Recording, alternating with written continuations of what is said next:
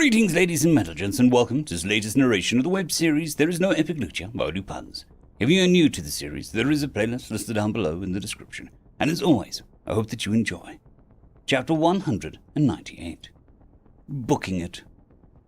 The alchemist had the sense that there was something unsavory hidden in this haven of literature that the group had found squirreled on the third floor.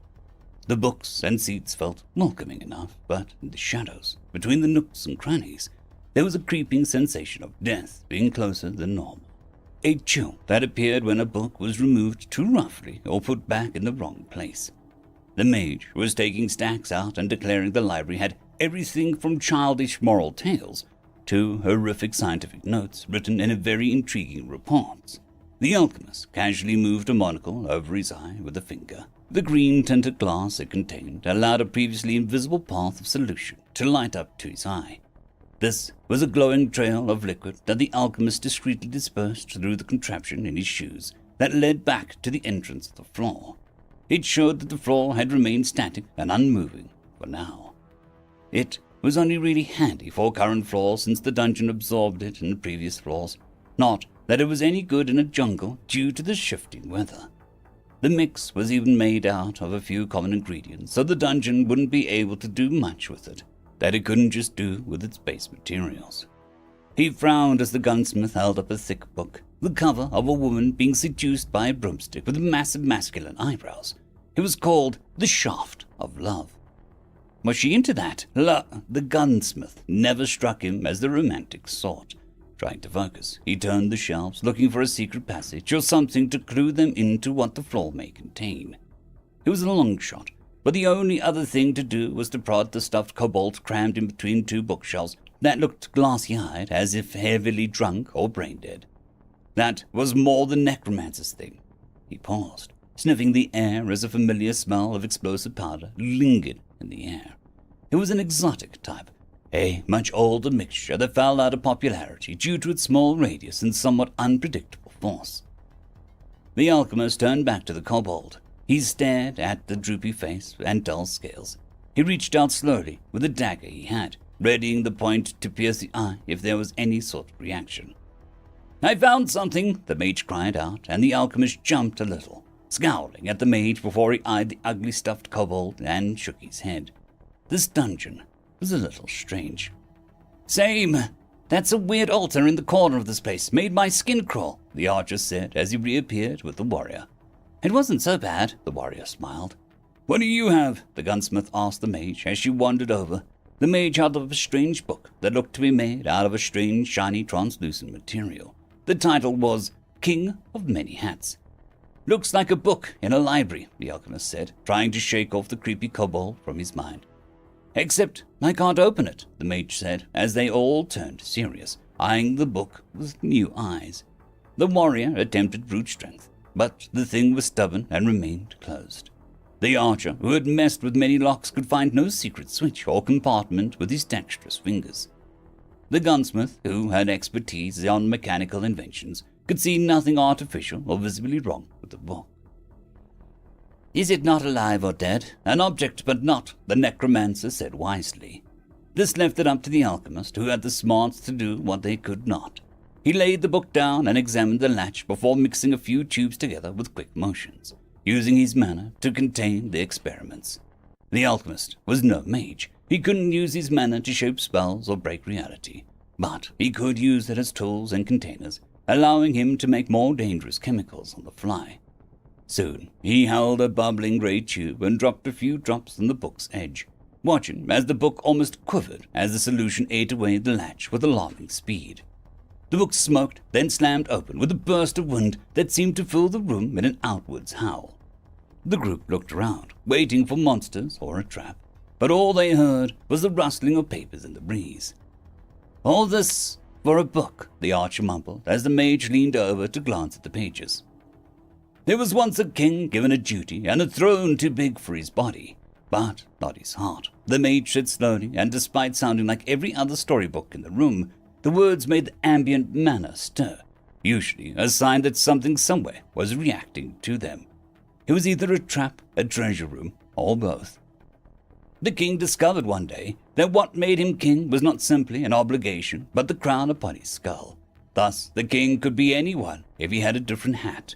The mage continued to read, his fingers sinking into the book slightly.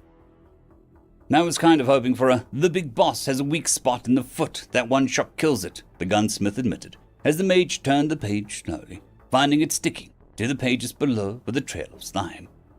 If the king wore a cap, it could be a healer. If it wore a tall hat, it could be a chef. If it fit inside a shoe, it could be a traveler. The mage said with a frown, and a creeping sensation was filling the room, and the alchemist turned slowly, finding that nothing had changed.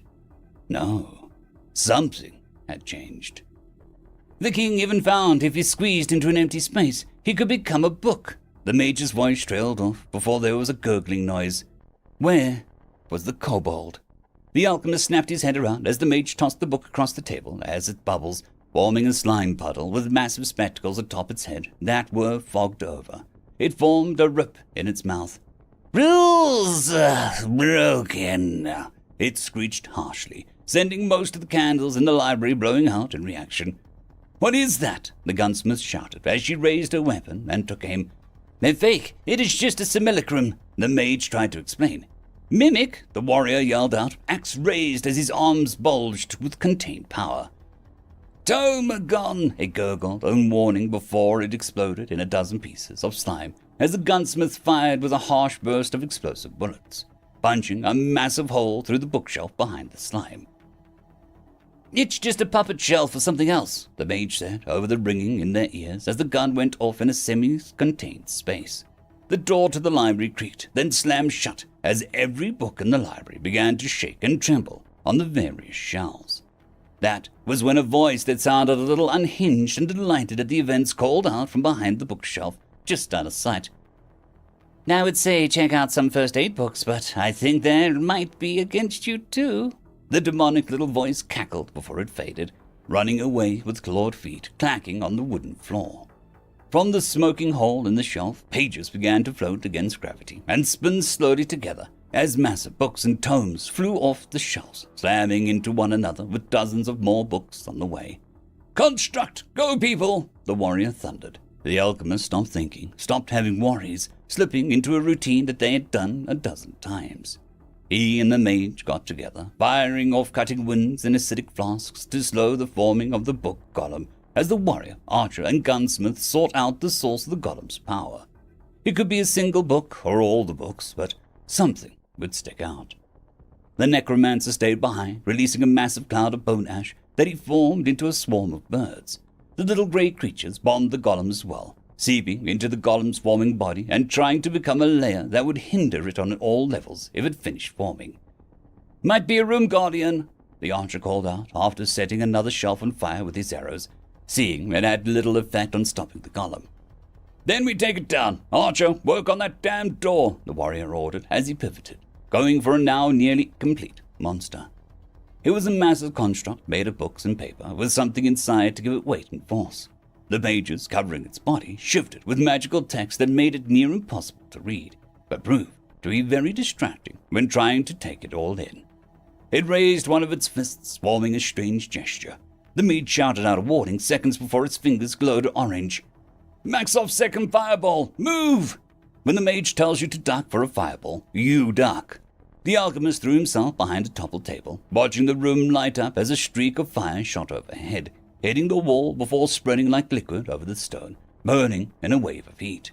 "That's advanced magic! Karen's devilish mind push!" the mage cried out again, and the alchemist didn't know the protocol for that spell, but got the idea when 3 bookcases began to shoot forward with enough speed to break a bone or two. "Can't you counterspell?" the gunsmith cried out as she rolled under one of the flying bookcases. "Counterspell is just pushing your mana into their spells and messing it up. I can only counterspell people of the same strength, not instant casting golems." The mage called back, his face red and his pimples looking alarmingly close to popping due to the stress. The warrior used one of the bookcases to leap forward, slamming his axe down on the golem's head, splitting the open book it was using for a face.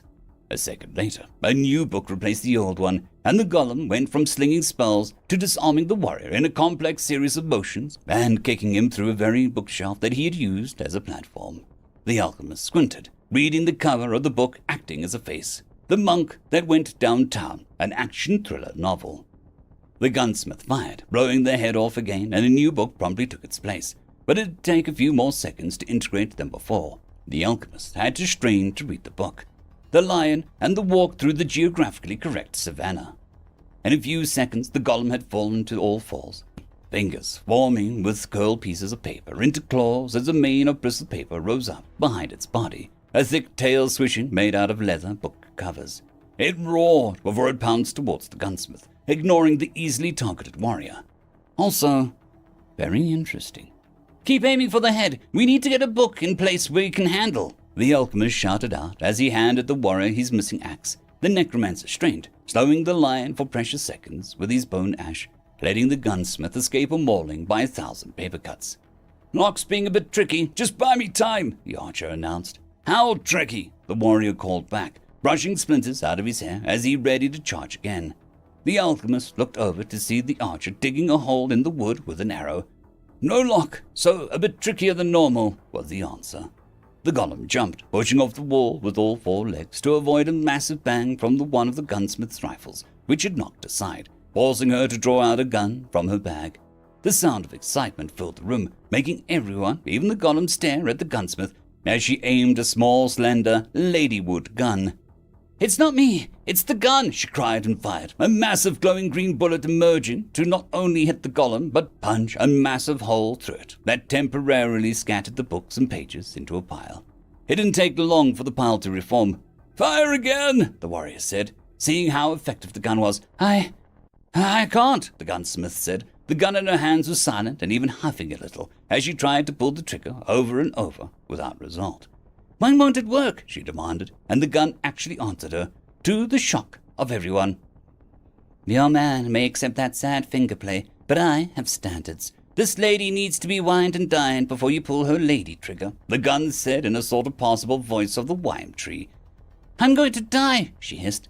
"Just don't do that and you'll be fine," the gun said, beginning to vibrate a little as it regained energy. The golem reformed, but the book atop his head was new. The alchemist stared at the title with confusion. 1,000 soups, good for the soul. That didn't sound so bad. The golem held out its hand, which now had funnels instead of fingers. The smell of chicken broth filled the air ominously. "Archer! Door!" the warrior called, taking a step back. "Not yet," the archer responded, having the door handle mostly exposed and dancing to his fingertips. "We're about to be boiled alive," the warrior shouted, but the necromancer took a step forward and held out a hand, making the golden yellow chicken and noodle soup part of the messianic figure. "You can control soup?" the mage asked in surprise. Only somewhat, but this is soul food," the necromancer explained, but the alchemist didn't really understand. "What? Can you make angel cake dance?" the alchemist asked, watching as the golem tried vegetable soup and then tomato next. "You need a priest for that, sadly," the necromancer said, straining as his streams kept coming. The golem took a step back, assessing the battle, and then removed its own head. "Wait, that's cheating," the gunsmith cried, sloshing through ankle-deep soup. The book that landed on his neck next was simply titled, "Here Be Dragons." "Doors open," the archer shouted as the wooden door collapsed due to the sheer hacking it had endured and the soup soaking into it.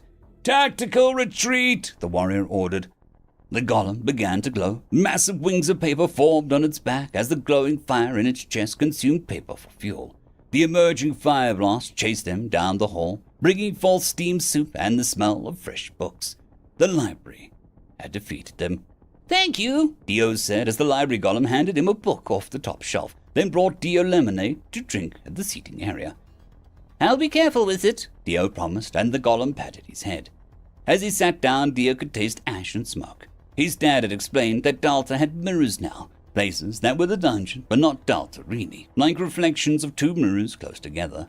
Dio didn't quite understand, but sometimes he felt, tasted, and once even saw other people like ghosts. They never reacted to Dio, but he wrote down a message in chalk once, and Delta kindly transported it to one of the mirrors for him.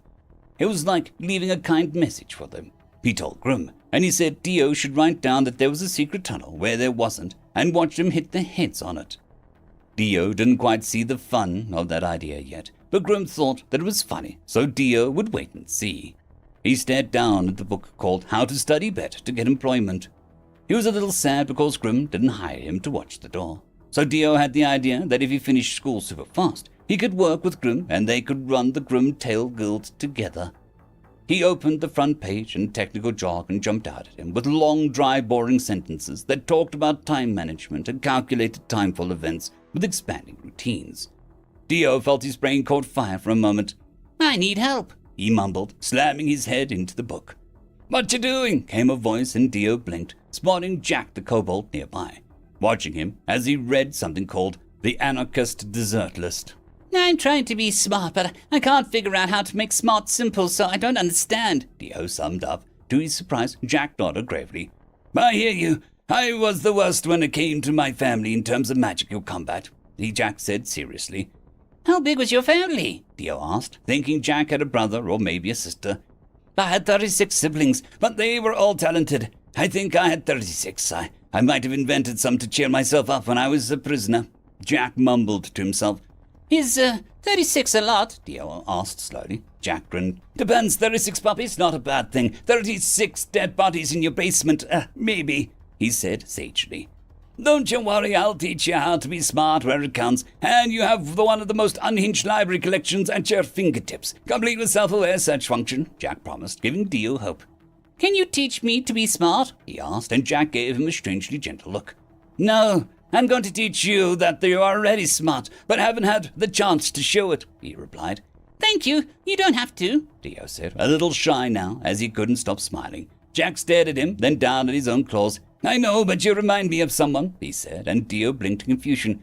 "Who?" he asked slowly. Jack just grinned. "Someone I made up to feel better about myself." He winked and pulled out a new book for Dio to read. How to Make Comrades and Sway People. "We'll start with Warfare of the Mind," Jack cried, and the library lights flickered dramatically. "Yeah, very nice," Jack praised the golem nearby, who waved lazily.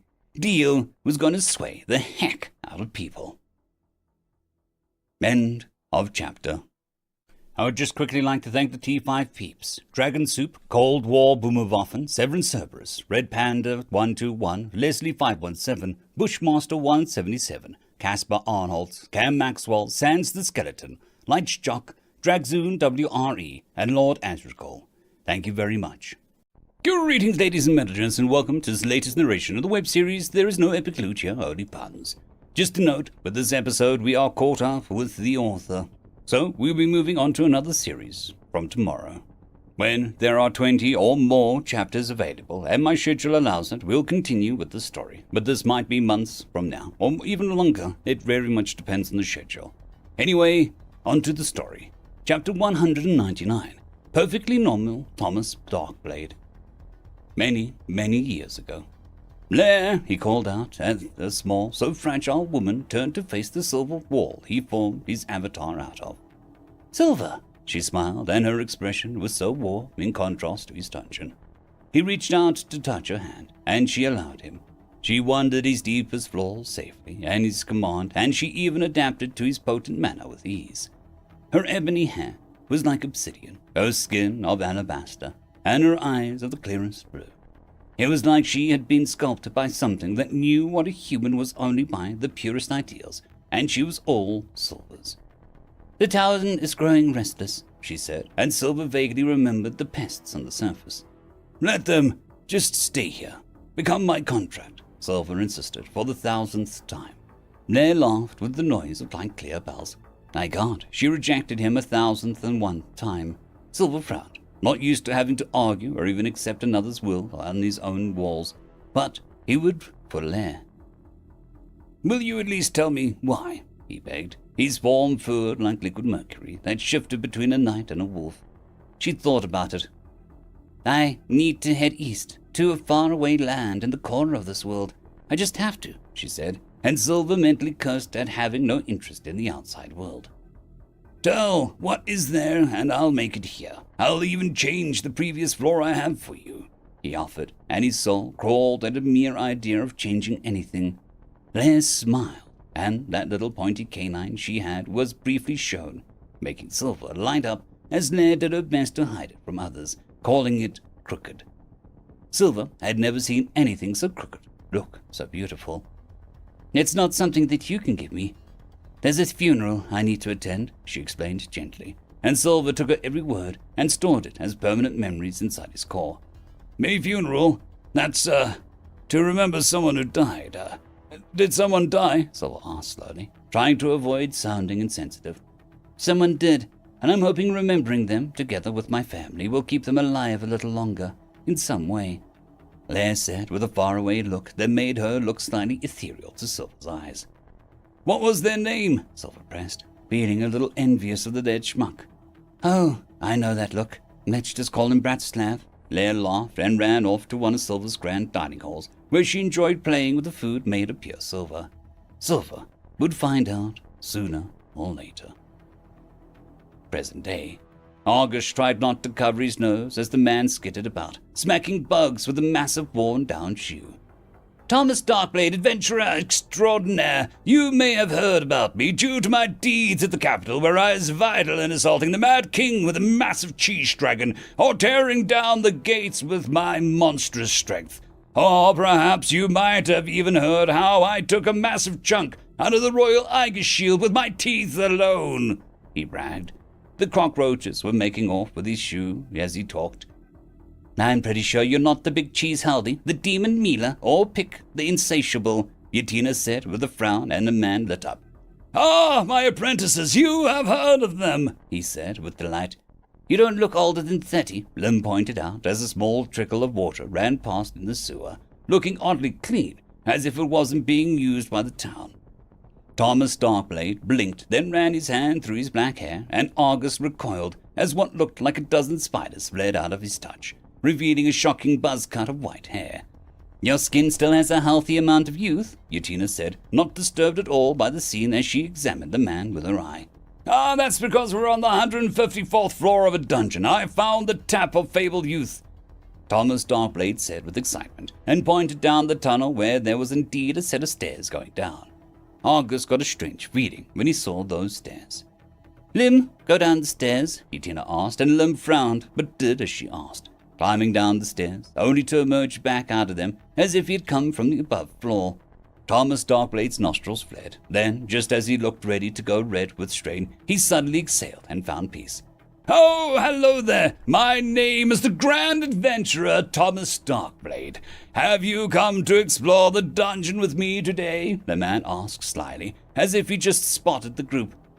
I might allow you to join me, despite the fact the experience will be divided 4 ways, but I can manage as long as I am party leader, and get priority on Assassin Dagger. There's a set I've been looking for down here that gives me a whole +5 to cool, he explained as his eyes took on a sudden dark gleam. Sir, why don't you go out the other stairs? Yatina asked with a slow concern. And let those 4 win. I will have the last rat and my due, Thomas Darkblade thundered, the tunnel shaking with the force. But there is no lost rat. It's just cockroaches and spiders down here, August tried to point out, and the man twitched, an aura of wrongness taking over, like a dark grease stain, as he tried to spit words out. I am Thomas Darkblade. Find rat, he strained, spittle flying from his clenched teeth, and Yatina suddenly stood in front of August and Lim. I heard skittering down that way, she said, and the oppressive, horrible, familiar aura of a man receded as he took off with excitement. Tally-ho! He cried. What was that? Lim whispered, hands shaking. Yatina was about to say something when someone walked up from behind them with calm steps.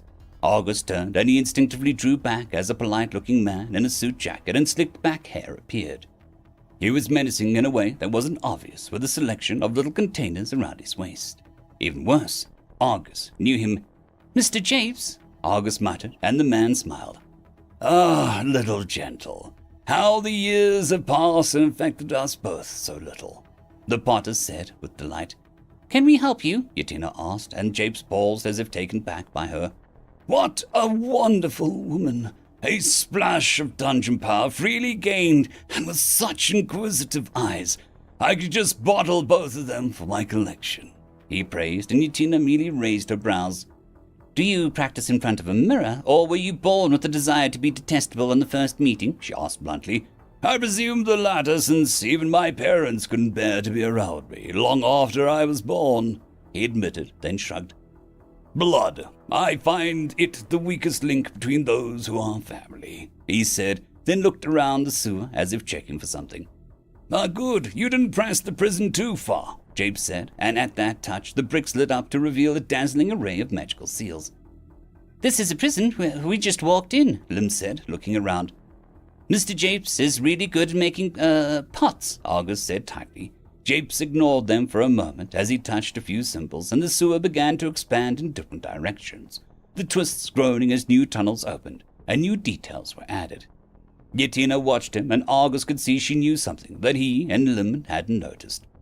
How long has Durance been a prison for an echo? She asked, and Argus shivered, the urge to cover his mouth rising up to the word. Thomas Darkblade is just an adventurer. It's best we refer to him as such. Too much challenging to that worldview can make him unpleasant, as you saw, Jape said with a sigh. He's a void in reality. I look upon him, and under the thin shell of a person is a growing gnawing hunger, Yatina whispered. He's actually not that strong. Very annoying, but not strong. He was deliberately deprived of his chance to grow. But even in his short time of following us to the founding of this village, he had a catastrophic consequence upon the world, Japes explained, as he closed the magic seal back into the brick. What's an echo? Lim asked, and Argus listened, needing to know what the answer was from Japes. Oh, I wouldn't dare break Fairplay's little knowledge rule on that subject. You could be tempted or drawn to them simply by knowing, Japes let out a fake gasp of shock. Only knowing specific names and ideas, Yatina cut him off, and she really didn't care for the potter. She turned to Argus and Lim, frowning. It's not really my area of expertise, but echoes are, well, you can call them either anti-life beings or total life beings. Both are technically true, she said, as they watched Thomas Darkblade wander along a wall, throwing a rusty grappling hook on the ground and pretending to drag himself along it. Inside us all exists proof of other. We call it seeds, cores, and even darkness.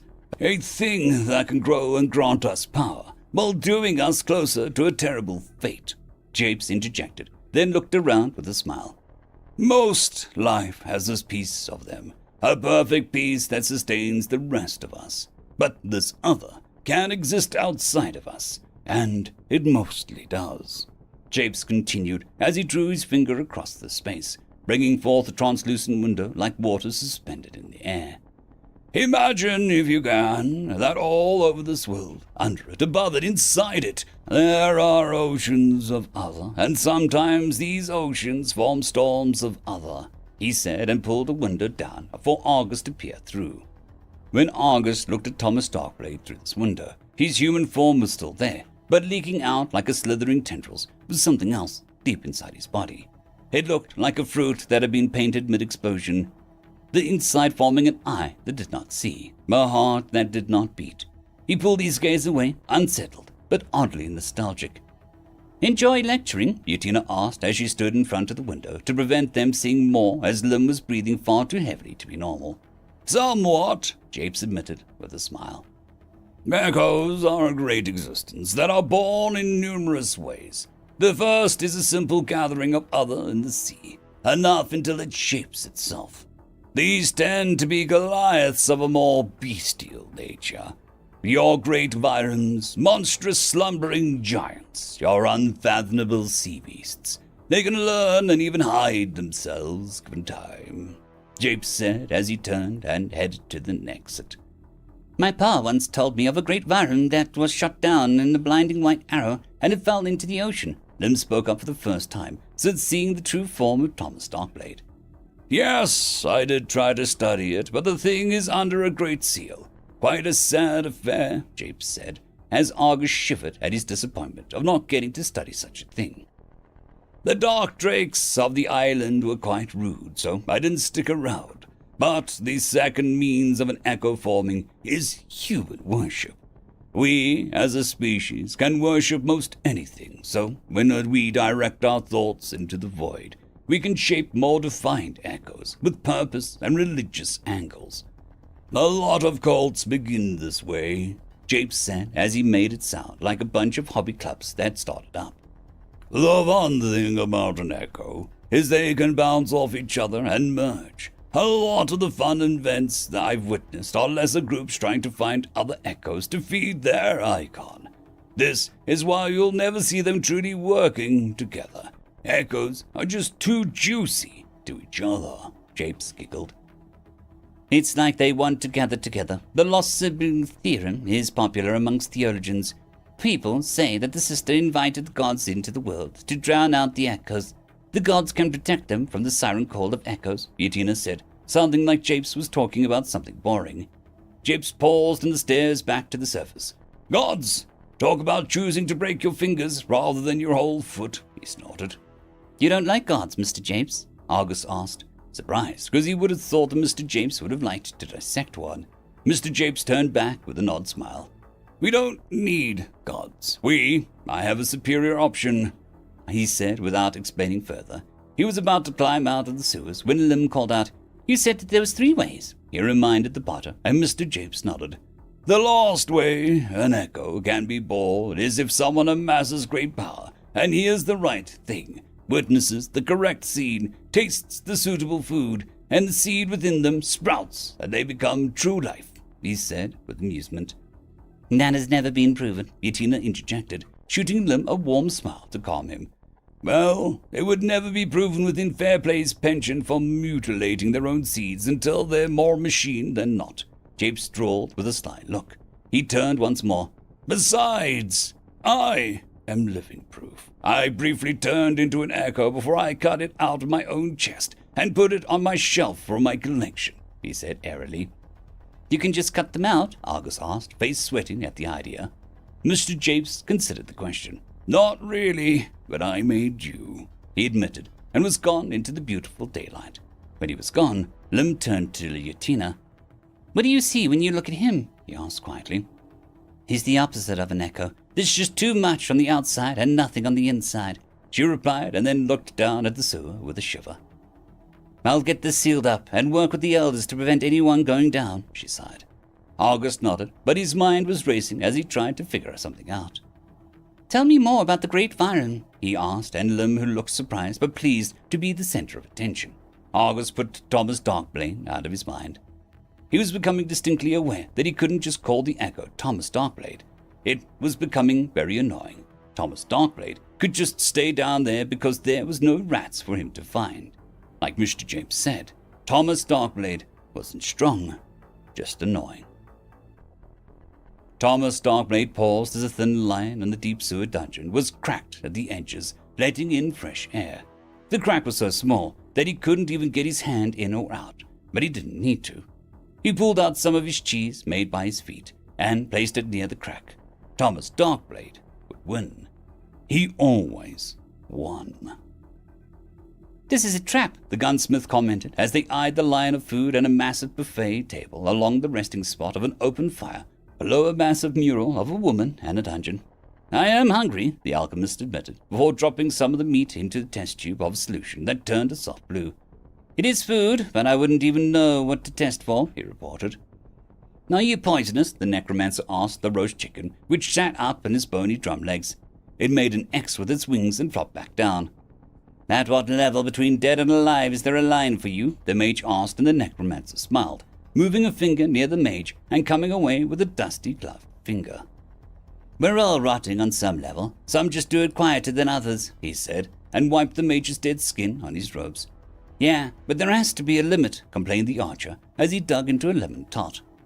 I don't animate toenails, came a response. Because they're not technically flesh? The warrior guessed. No, I don't like toenails, the necromancer said as he made his way to the soups. I always wanted to ask, but how did you even get into death magic? The gunsmith asked around some sort of pasta dish with the juicy pork meatballs. When I was young, my pet fish died. I was so upset, it stopped being dead. That was a hint. The necromancer smiled as he sipped on his chicken noodle soup. The mage was struggling to understand how the necromancer could even touch soup after the library. Maybe he was just asleep, the warrior suggested as he dug into a salad with cherry tomatoes and dressing. It pulled itself out of the cat's mouth with some effort, so, no, the necromancer added. The mage looked around and found that he was not really drawn to anything. He didn't have a sweet tooth or a hankering for meat.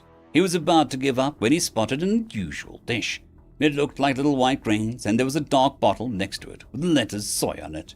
The taste was bland and simple. The sauce made it tangy. It was perfect. "Soy, I'm going to call you Soy Boy now," the alchemist said after seeing the bland meal. The mage didn't mind. He wondered if he could chop the core minerals and vitamins into this meal, but keep the taste simple. Some sort of super scholar meal. All the benefits, but none of the time wasting. Mash and some fish heads and egg yolks too. The idea was coming together. End of chapter. I would just quickly like to thank the T5 peeps: Dragon Soup, Cold War Boomerwaffen, Severin Cerberus, Red Panda 121, Leslie 517, Bushmaster 177, Caspar Arnold, Cam Maxwell, Sans the Skeleton, Light Jock, Dragzoon WRE, and Lord Asrigal. Thank you very much. Greetings, ladies and gentlemen, and welcome to this latest narration of the web series There Is No Epic Lucia, Only Puns. If you're new to the series, there is a playlist listed down below in the description. And as always, I hope that you enjoy. Chapter 200, Justice Slime. "I'm telling you, the statue is hiding something," the archer said as they stood in a massive circular garden area, blooming with flowers and emanating a soothing aura. The single statue of a rectangular, some sort of box, was the standout feature. The mage ran his hand over it and shivered. "I agree, but this feels closer to the inhaling a power bigger than your own head, than a sweet treasure sort of secret," the mage replied, and the archer tried not to chew his lip. Both sounded great to him. "Should we just bust the statue open, then? Even if we don't use it, the knowledge could be valuable to others," the gunsmith said slowly. The warrior went to speak when there came a tutting noise. They turned to see a strange doctor figure, made out of stone, with his head buried in his hands, long nose sliding between them as if to show him weeping. They waited, but when the statue didn't do anything, they shared a look, and in a few seconds they looked away. The statue was behind the archer, syringe drawn, still frozen in stone. The archer spun and stumbled for a moment before the statue cracked and the sound of a low chuckle emerged. "Apologies, I've been wanting to do that for a while," the mad-looking gargoyle said, his wings blending into his strange smock perfectly. "Is this a gargoyle or overpowered column floor?" the alchemist asked sarcastically, readying a bottle. "It is what happens when one gets too carried away with the mods," the scientist monster said with a delighted noise as he eyed the bottle. "Ornate salt and something like musty tear," he asked the alchemist, who blinked, then blanched as his bottle was red like an open book. "Good for melting stone," the gargoyle told the others as if educating. "I find gargoyles unnerving," the necromancer said, almost apologetic to the mad doctor.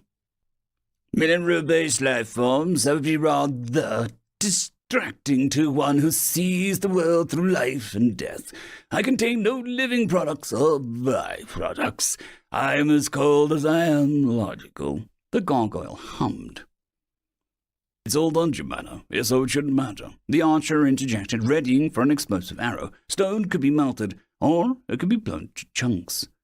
"Ah, but dungeon matter is the ultimate form of flattery. Its very nature relishes on being as close as it can to the outside world, which is why all it takes is a talented user to supplant their mana into a loot item, for it to exist outside. The form is there in all the ways that matter. Otherwise," the doctor moved and appeared before the archer, holding one of his arrows.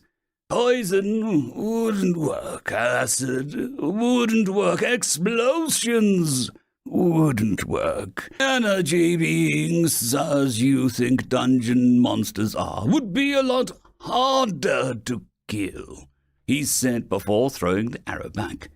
"Still, it's 6 versus you. Energy being or no, we might win," the warrior said surely, but not cockily.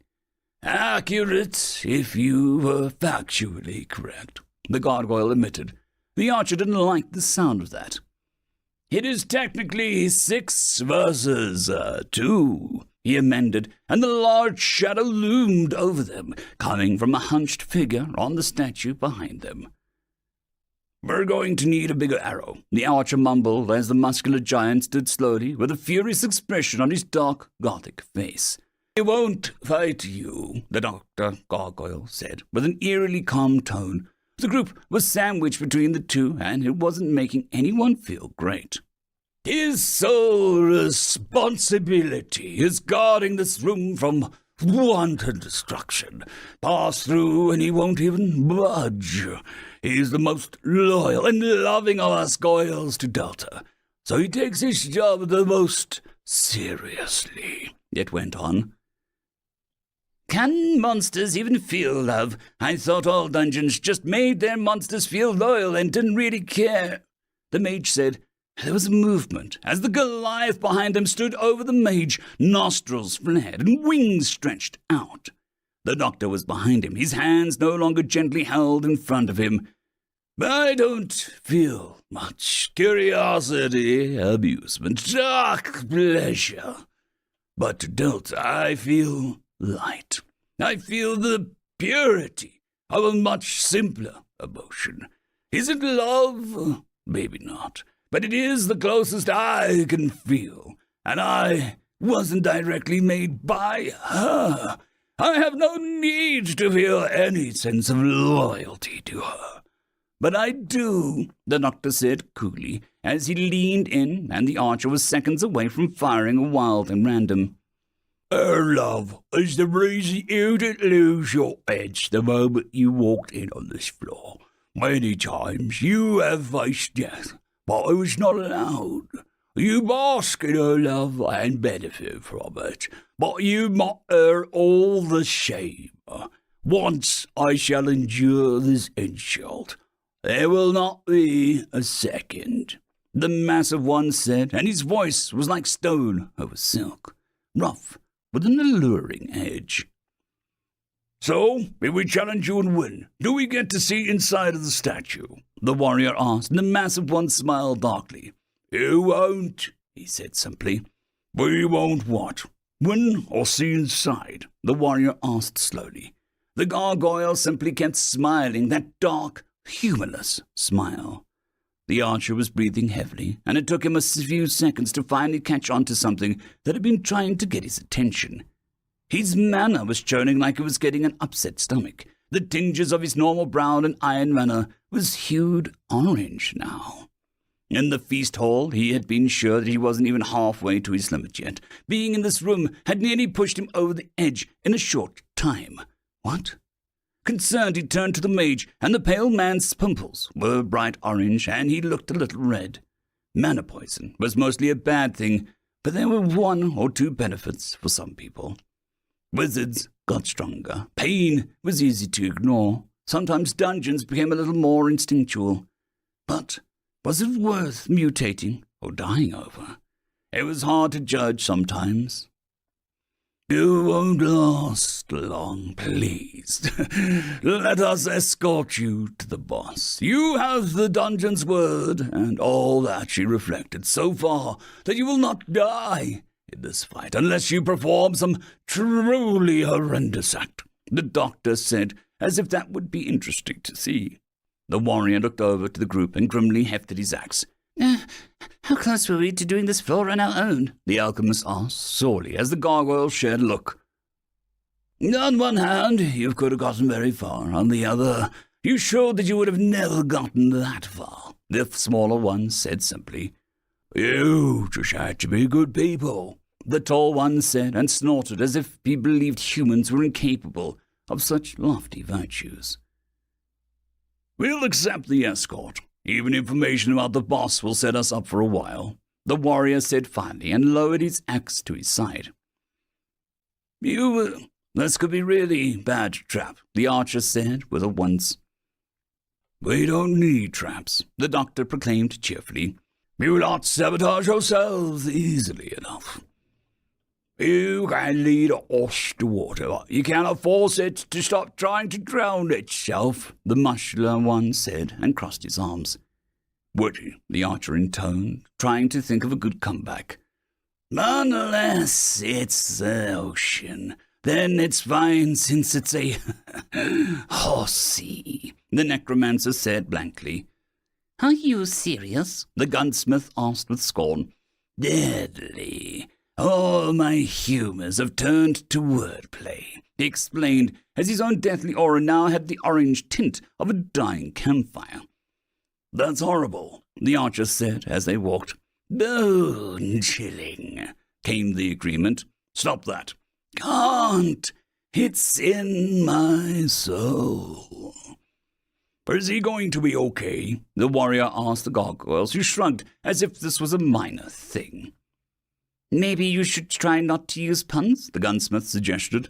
But they help me raise people's spirits, the necromancer intoned. Try reciting magical spells to calm yourself, the mage said helpfully. Abracadabra. The archer was going to cry. The warrior felt the large doors close behind his group. You're going to have a royal time, the mad doctor promised before they were closed out on the other side. The boss door was very close to actual entrance, and no seeming locks or puzzles which made this entire floor even more mysterious and interesting. The warrior would like to come back sometime. Ahead was a truly massive room that had dark, ghostly torches burning in a mockery of light, the light barely illuminating the shape of the room, but did little to cast any detail on the figure on the far end, looking rumpled and collapsed on a throne. As they began to walk closer, the warrior noticed the figure wasn't old or even worn down, but simply limp in a way that suggested form was more of a suggestion than a fact. It moved upright with the shine of a crown upon its bony skull. Halt! The voice said, and it came in a distracting array of soft, rough, loud, quiet, and unbalanced mixes of different kinds of voices. There were men, women, animals, machines, and more, all rolled into a single, unified voice. At the creature's voice, the room blazed with a sudden blue light that bathed everything in a strange, dreamlike quality. It's a slime, the alchemist said slowly. It's a slime with a shoe, the gunsmith corrected. Sins of the ones before me I now list. The royal thing stood up on two short legs that let a small cape roll down its sleek body. Theft! It began, and there was a chime around the room that set the warrior's teeth on edge. Assault!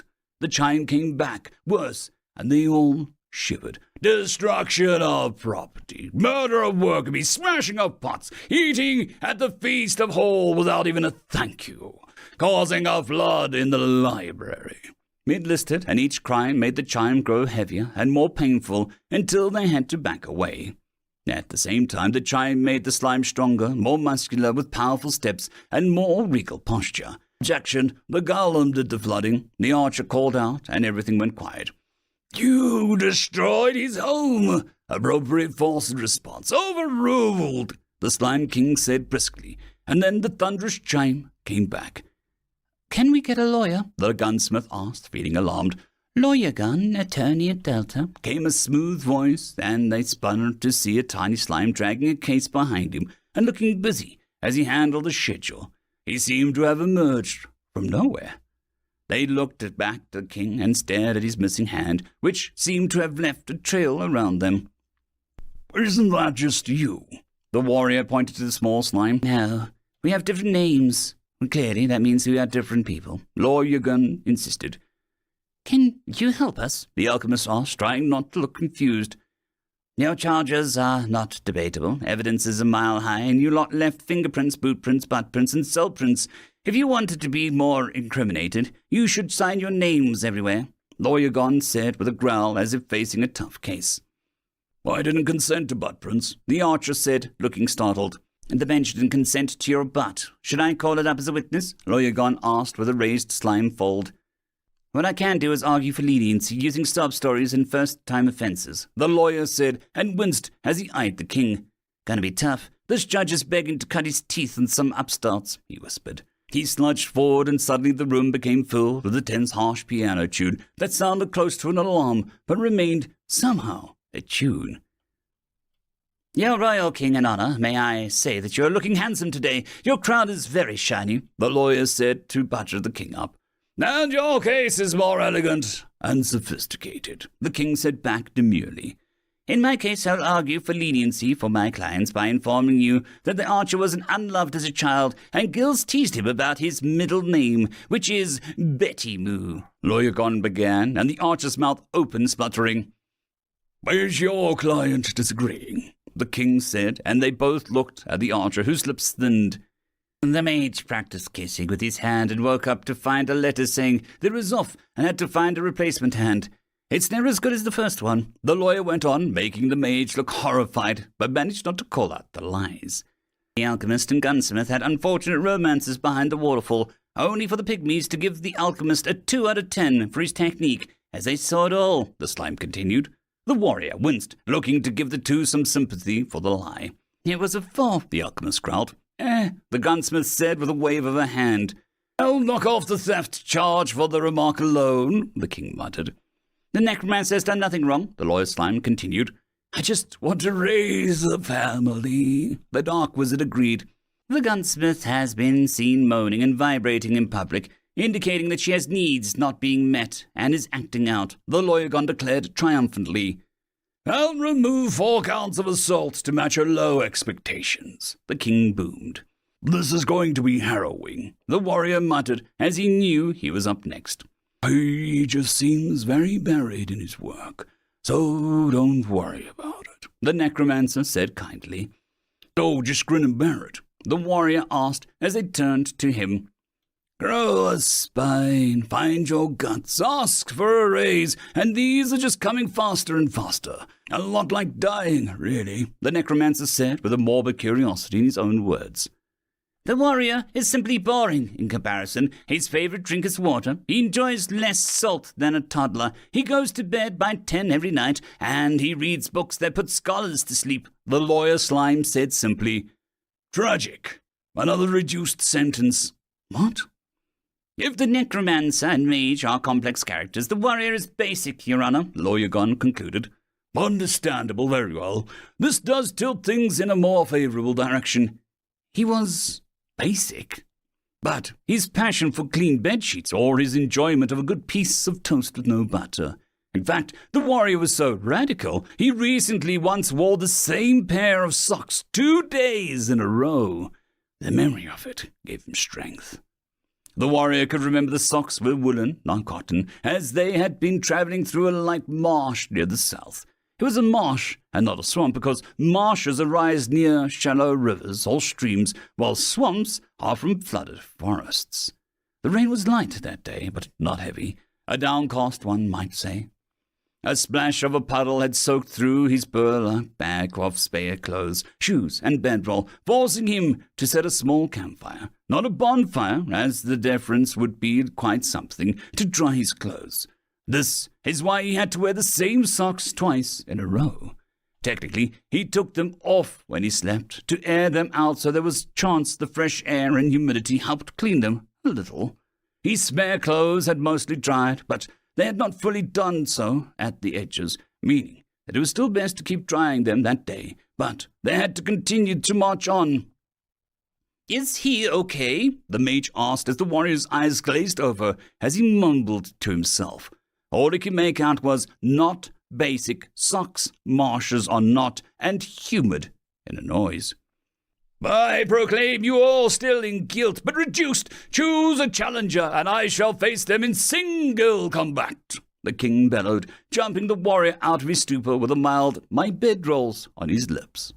The party looked themselves over, muttering to each other before they looked forward as one. "We have chosen."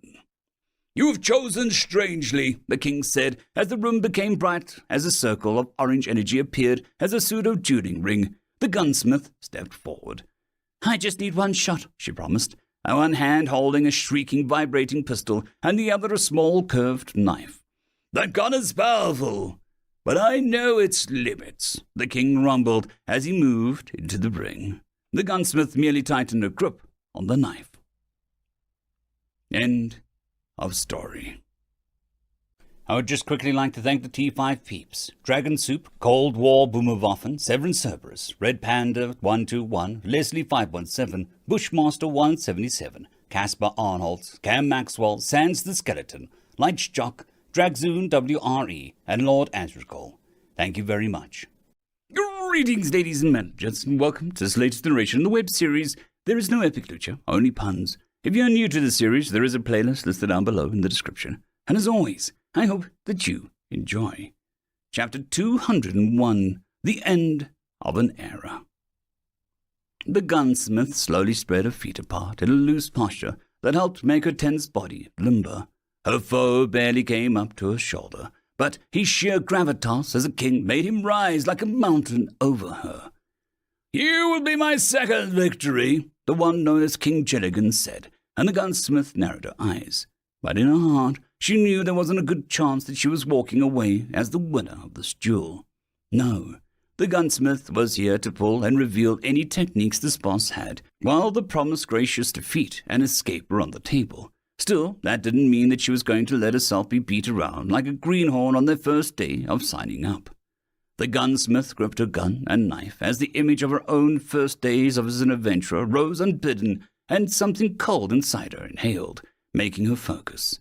That coldness that always helped her be the last one standing, the one willing to take the most pain, the greatest risks, and the worst losses.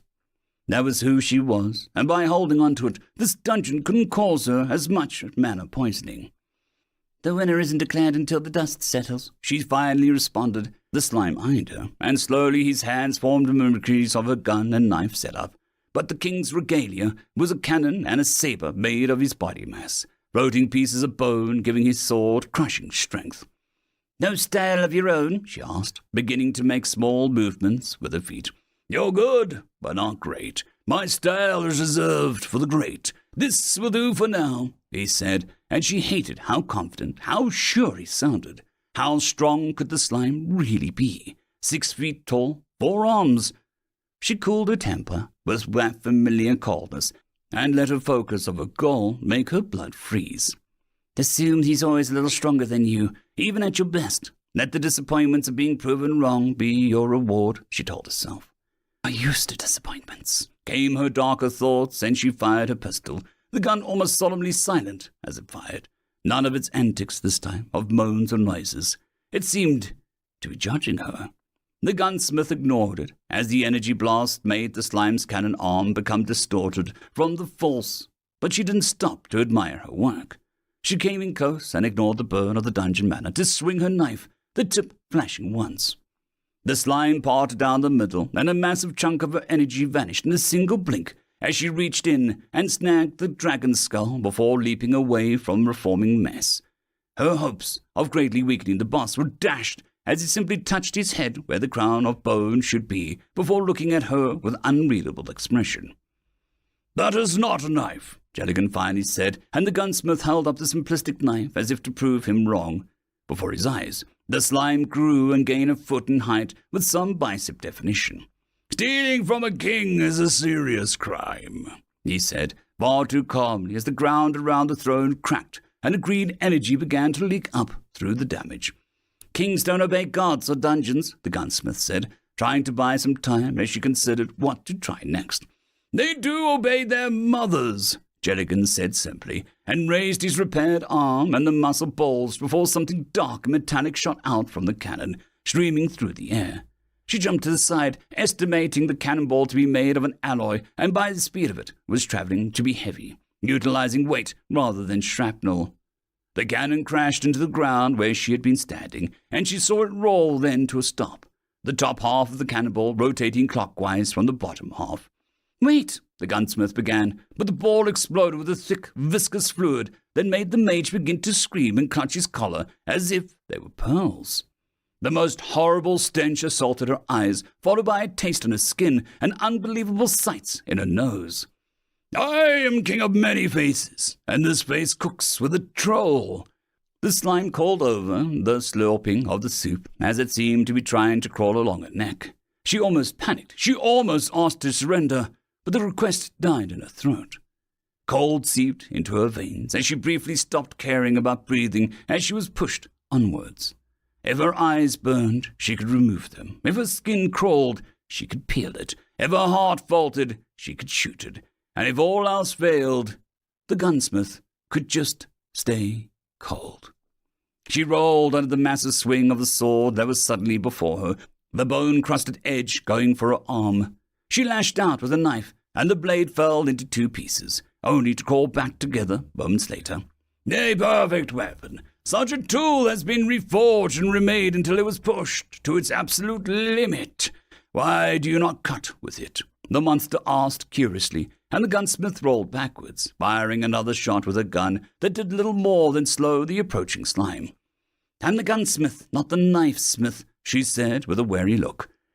So new. May I ask what happened to the blade that you had before? You clearly prefer a bigger knife. You keep adjusting your grip on that one, Jelligan said as he raised his cannon arm again. Treated it with some info. What? Have you never seen calc weapon before? They're cutting edge, she said, and threw her entire body to one side as Jelligan's saber arm suddenly extended like a snake and lashed out at her with the blade. Oh, she found her funny bone, she heard the necromancer comment lightly. I'm gonna punch you, the alchemist warned. Would you like a bare-knuckle fight? Kelks, the term is relatively unknown to me. Would you like to share some of time off your sentencing to share what you know? Jelligan asked as his arm continued to move about like some disgusting parasite creature with bladed tips. Keep your time. Screw the cows whenever we can is an adventurer's motto. The gunsmith smirked as she fired her gun, sending some of the tendrils into the air with an explosion of flesh. They're sociopaths who make the best stuff or hunt it. They all follow the creed of Darkblade, their saint. Other than that, they're just creeps, she panted as she ducked and weaved around a series of shot pellets instead of a cannonball from Jelligan's other arm, the pellets popping like firecrackers out of the smithy furnace. Don't adventurers seek better equipment, too? Jelligan mused as he took another shot to his head, causing his voice to falter for a moment. You don't toss important things just because they're a little worn. My old knife was good, but it wasn't anything special. But I have things that are junk, but I wouldn't give up for anything, Gunsmith spat, offended at the comparison. Not anything yet, but how long can we hold back our limits? Others wouldn't hold back, she thought, and she raised the knife without thinking to cut a cannonball in half, the solid mass hitting the ground on either side of her. Her body hurt, and she was using too much energy. No, I'm just not good with my weapon yet. It has better abilities, and I need to tune myself better, she argued with a weak exhaustion. A sudden force rammed into her stomach, and breath fled her lungs as Jelligan lifted her off her feet, his cannon buried into her torso.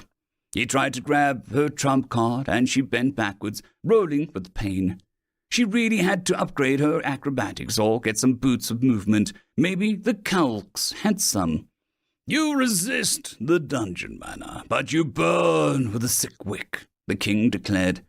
His persuasion roll during a fight was a bit tasteless, but she pushed herself onwards, finding that she had to lean one way to breathe normally. You should leave. Your will to fight off the mana poison weakens you to other influences, the king commented. You can't run from boss fights, the gunsmith yelled and charged, sliding at the last moment to move through Jelligan's legs, burying the knife into the monster's back. Backstab, she cried. Jelligan merely rotated his head like an L, reforming his limbs the correct way to face her instead of turning around. I don't have a back, mostly just good sides, he explained as he grabbed her wrist. He squeezed, and the gunsmith briefly registered pain until her pain-resistance skill leveled up, and she began to ignore it. She would not release the knife. He turned to someone that the gunsmith could only register as a soft, beautiful orange haze. Far more insidious. Imagine months of dungeon delving, repeated slow burn of usage in heavier and heavier mana environments. I believe Farah would say it's like a boiling swa. If you do it slowly, he doesn't even notice. But cook him over a bonfire, the king said, then listened for a moment. The gunsmith longed to touch the orange cloud. Rule breaker, she wants your kill. The Mary Sue demands your efficiency, your loot. A horrible ghoulish voice that sounded like her own voice interrupted. But she was so gentle and soft. Let's trade. She's been turned into a cow, so why not treat her like one for a second? The woman said, and the gunsmith felt sick as she had the urge to hunt rats. Trade, she echoed, the voice inside her not eating itself in anger with desire for shiny. Tell her as wares, if you have knife, Jedigan said calmly. What? Have? She managed, and there was a pause. I have a plus 14 ladle of ferra, the orange cloud said slowly. No, it didn't feel good. The cloud panicked. A special infinite weapon of glory and power, she promised, and the gunsmith relaxed as the pressure in her skull turned to butter. Yes, the last thing she heard as she let go of the knife was that voice. It's just like a perpetual motion device. How hard can it be? In this world, we generally obey a mutant strain of laws of thermodynamics, Jelligan responded. I promised an infinite weapon, and I'll make one if it kills me or gives New a hernia. The gunsmith closed her eyes and had a very good dream. When she awoke in the town of Durance, being treated by a grouchy old hag called Madame Goo, who had some decent healing magic, the gunsmith looked down at the gun in her hand. It was the moaning gun, but now its barrel was in the shape of an infinity symbol. The words carved in them read, It's no headband, but it'll do. She clicked the safety off, and the entire gun vibrated hard enough the bed rattled. No monkey business on the clean sheets you didn't pay for, the hag screamed from 2 floors above. Miranda, the warrior, Liam, said as he burst through the door, and Miranda had to remember that she was no longer in the dungeon. She could let go of the focus. You look... Miranda looked over Liam, who somehow grew a scraggly beard and gained sunken eyes in the time that she'd been asleep. Tired, she decided to say. Miranda, you've been under for a week, Liam said, and the chill went through Miranda's spine as she shifted, finding her body oddly pain-free or strained from a coma. On her skin, a strange herbal cream had been rubbed gently, which made her nose itch. That was when she noticed the strange hue of the room. It was daylight outside, but it was dark, so she struggled to stand and walk to the window. She stared as Liam came up behind her softly. The sky of Durance could not be seen. A lot has happened, Liam said slowly. Miranda stared at the massive looming shadow obscuring the sun and sky, casting a black shadow over the town and the window Miranda was standing in. Liam, why is there a floating fortress in the sky? She asked, with the chilling feeling returning even stronger. The dungeon has gone abomination. End of chapter. I would just quickly like to thank the T5 peeps. Dragon Soup, Cold War Boomerwaffen, Severin Cerberus, Red Panda 121, Leslie 517, Bushmaster 177, Caspar Arnold, Cam Maxwell, Sans the Skeleton, Lightjock, Dragzoon WRE, and Lord Azrakal. Thank you very much. Greetings, ladies and gentlemen, and welcome to this latest narration of the web series There Is No Epic Lucha, Only Puns. If you're new to the series, there is a playlist listed down below in the description. And as always, I hope that you enjoy. Chapter 202, Pick Me and Me.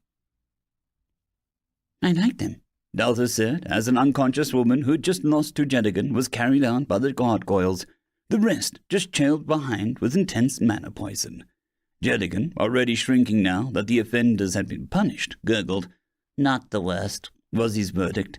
Delta hummed as she turned to see New appear once the adventurers had left the floor. He was staring at the innocuous knife on the floor left behind by the gunwoman. Delta was already upgrading the woman's gun since the lingering essence of Wyam still let her mess with the weapon before it became set.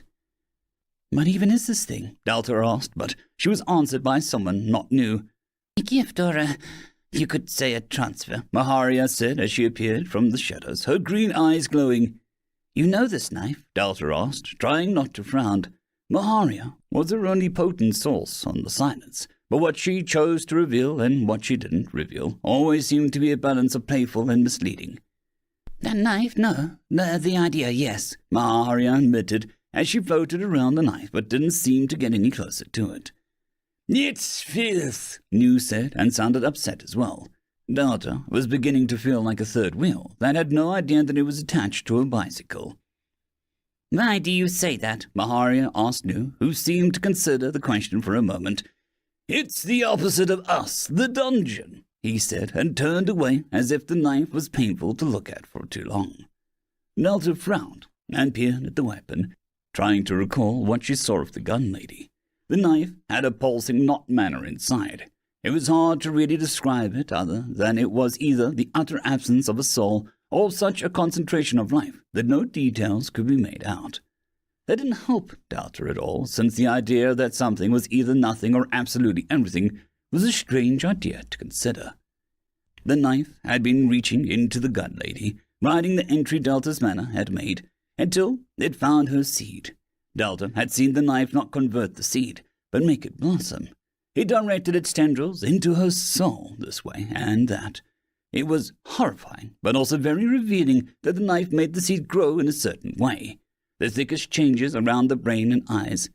Delta finally intervened when the seed was going to start changing the woman. It was altering her brain to be shaped differently, as if it was trying to make her into someone else. The process would have taken years, even in Delta's dungeon, but Delta put a stop to it then and there. Rounding even harder, Delta focused on her mirror dungeons, finding there was a group of stoic people fighting Fran in one of them. They wore a mix of strange outfits, some clashing horribly, while moving in an almost predetermined paths to lead Fran this way and that way. They didn't have the same sort of weapons as the gun lady, but Delta peered into them, trying to examine them as beings. Delta tended not to do this, as looking into people let her see everything at a glance. Shapes, marks, scars, internal organ status, and process occurring. Delta liked to respect boundaries, but this was a medical and/or eldritch emergency. After a few seconds, Delta stared at the group fighting. It was in a different state of progressions, but all their brains were slowly being changed into the exact same shape. Some seemed to be stuck in the change, while the leader, and most outlandish one, was well on his way to being converted. Kate, proc slow traps in 10 seconds, backup buffs in 20 seconds. The man ordered, his eyes glued to bacon, Fran's pig mount, as if deeply wanting it for himself, just to have it, to own it. The speed of 10% movement and the bulk would be great tanking potential. The thing could be used for a suicide charge and opening trap hallways. If it was subpar, Delta could make 10 more with better armor rating. Focus, Maharia said, slapping Delta's face with a harsh smack, and Delta blinked as the world stopped looking like a toy store. What was that? You let the echo in your head. You're more vulnerable than mortals. They have fleshy bits that can mitigate the echo, but you're pure energy. Maharia chided Delta, like she was an old woman, not a child. Wait. Maharia was actually an old lady. Can you explain anything? Delta asked, giving the fairy leash her full attention, which for a dungeon was pretty heavy. Maharia winced, but relaxed a moment later. Of course I can. Anything for Delta, she said sweetly, and focused her magic, lifting the knife up in a coil of green magic. Echoes are manifestations of the lost brother, are potentially infinite in number, but at any given time they're cannibalizing each other, devouring the weaker to form a large current. Once they gain enough strength, they emerge into this world.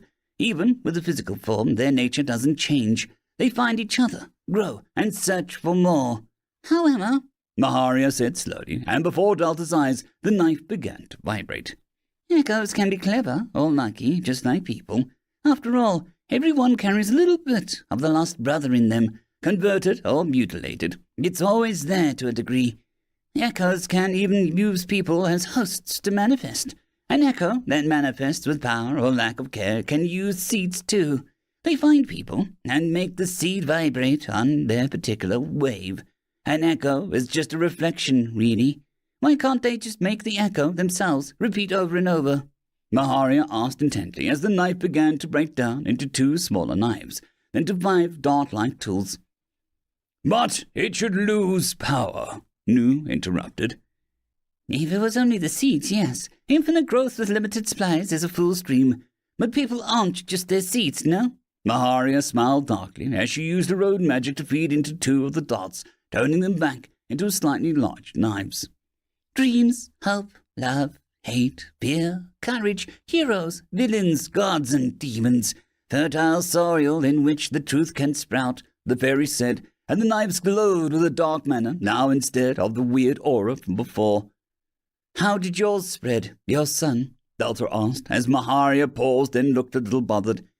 He never needed to.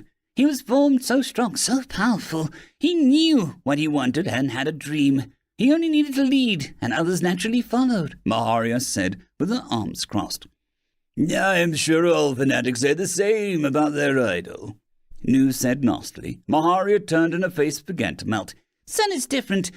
He has the power to even suppress his own nature. He conquered another echo and didn't even consume him.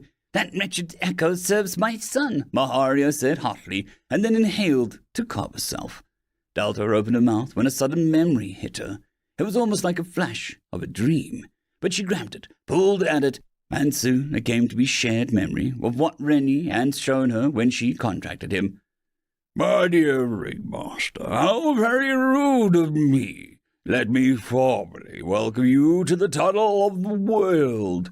Grand title, but this homely little home is mine, so I dare say I do own some proper manners fitting a lord of the path of the ending light. The man that trapped Remy's circus in the ground, the man who had something in his head, wriggling and moving. His name is Falcor. You may have some beef with him in time, Maharia commented, as if sensing Delta's thoughts. The one of the ending light. She of settled darkness and he of the broken silence, Delta recited, remembering the words of Runelik, the demon smith. Indeed, that is somehow what this knife represents. Maharia returned to the object as it began to burn from her magic.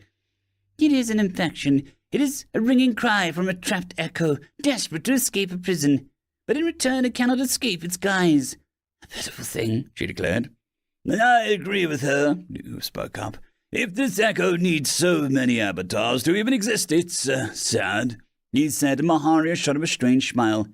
A single avatar does tend to be more dramatic, she responded. There must be some way to stop this echo infection. Delta asked with concern that these echo people might be all over the world and beyond Delta's ability to help. Infect them all first. You are the antivirus of the soul, Maharia said with a shrug, her wings fluttering once she got ready to leave. Please, Delta said, moving closer, and Maharia halted. All echoes have a prime avatar or form. If it is consumed or destroyed with rare tools, such as soulfire, then it can perish. It might only make room for other echoes, but they'll be spread out and prone to fighting, Nu said, and Delta stared at him. Nu looked almost lost in his own thoughts. How do you know that? Delta asked as Jelligan watched this entire exchange silently. Nu trailed off. I told him before, when we went to the Trinity dungeon, Maharia interjected with a casual tone. Yes, I believe that was it, Nu said, and looked shaken. Delta couldn't quite blame him. This echo stuff was insidious on all levels. But how can I stop the avatar if I can't leave my dungeon? Delta mused as she began to pace. We could ask a Ruli or Quiz, Nu stated. I could, but they might get infected or swayed. I don't want them getting hurt, Delta said, then shook her head. No, that way lies the loner anti-villain route, she told herself. How are you even going to find the echo? Maharia asked Riley as if this was an issue. Oh, I already know where it is, Delta said without looking at her. What? How? Maharia blurted out, as if she was ready to tease and bargain for the info. Delta brought them into her map and showed the manner she borrowed from the group in her mirror dungeon. Tons of tiny dots appeared on the map, but there was a massive glowing blip right next to the dungeon. All of them are becoming the same person, so their manner is too. I just need a sample from any of them, she explained. This map is cheating, Maharia muttered darkly. Mimetic hazard infection is cheating, Delta countered. She focused on the map, bringing into focus as she focused on Durance, turning the map until a 3D model rose into the air. The massive dot under the village. There were another 2 dots around the village, but they kept moving rapidly, fading in and out of focus as if they weren't entirely in this dimension. Delta labeled them Sun and Falcor mentally. The sewers, Delta said slowly, and made some mental estimations. We could send Alpha, Ruli, and Quiz to check it out. We know Quiz has soulfire, somehow, Nu said, and Delta was beginning to notice that he was slipping in terms and facts that seemed to come from nowhere more and more these days. We could, or maybe we could just handle it ourselves, nice and quietly, Delta said brightly, as she formed a map of Durance, finding the closest point of the dungeon to the town of Durance. It was a little tricky, since dungeon space worked on a subdimension, which let it be a crazy amount of stuff in the space of a farmer's field. However, there were some points of her outer walls that were closer to Durance than others because of the bending of space. Objection, Prim interjected with alarm. Yes, Prim, sweetie? Delta asked kindly. The primal system that she accidentally gave sentience formed a bunch of windows, all of which proclaimed the security issues of breaching Delta's space and escaping into the world. Abomination! You'll become twisted. You'll change. You'll cause panic, Prim insisted. Or I could save the world from a munchkin infection, Delta said gently. I will not aid you, Prim said stubbornly, and Delta wasn't too worried. She could handle this by herself, easy enough. Your art proves otherwise. Delta's eyes twitched before she smiled, becoming serene again. I got this, she said. And again, we can just ask Quiz to burn it, Nu said, and Maharia coughed, drawing attention. They're imprisoned for a reason, she said, and waited. Getting no response, she sighed as if her talents weren't appreciated. Echoes ring out the loudest when their forms perish. That's how they consume each other, by fighting. So, if someone is standing feet away when they die, they get a full force of that death rattle, Baharia said, with a wave of her hand. I haven't even gone close to cleaning Chris's seed. It's really developed, Delta muttered, thinking of the fire mage. The echo is sealed away, and these followers only seem to able to harm themselves and the slight number. Why not accept the victory where you can get it? Prim asked, sounding so frustrated. Because I don't accept outcomes that are either bad or worse. I want a damn happy ending, Delta insisted. She looked down at the ground. I don't want to live with a I had no choice or a it was for the best. I want to try, she said quietly. There was silence before Maharia gagged. You are cringe, she declared, and left for the shadows. I am an adult that works with children. It is my right to be hip and cool, Delta yelled after her.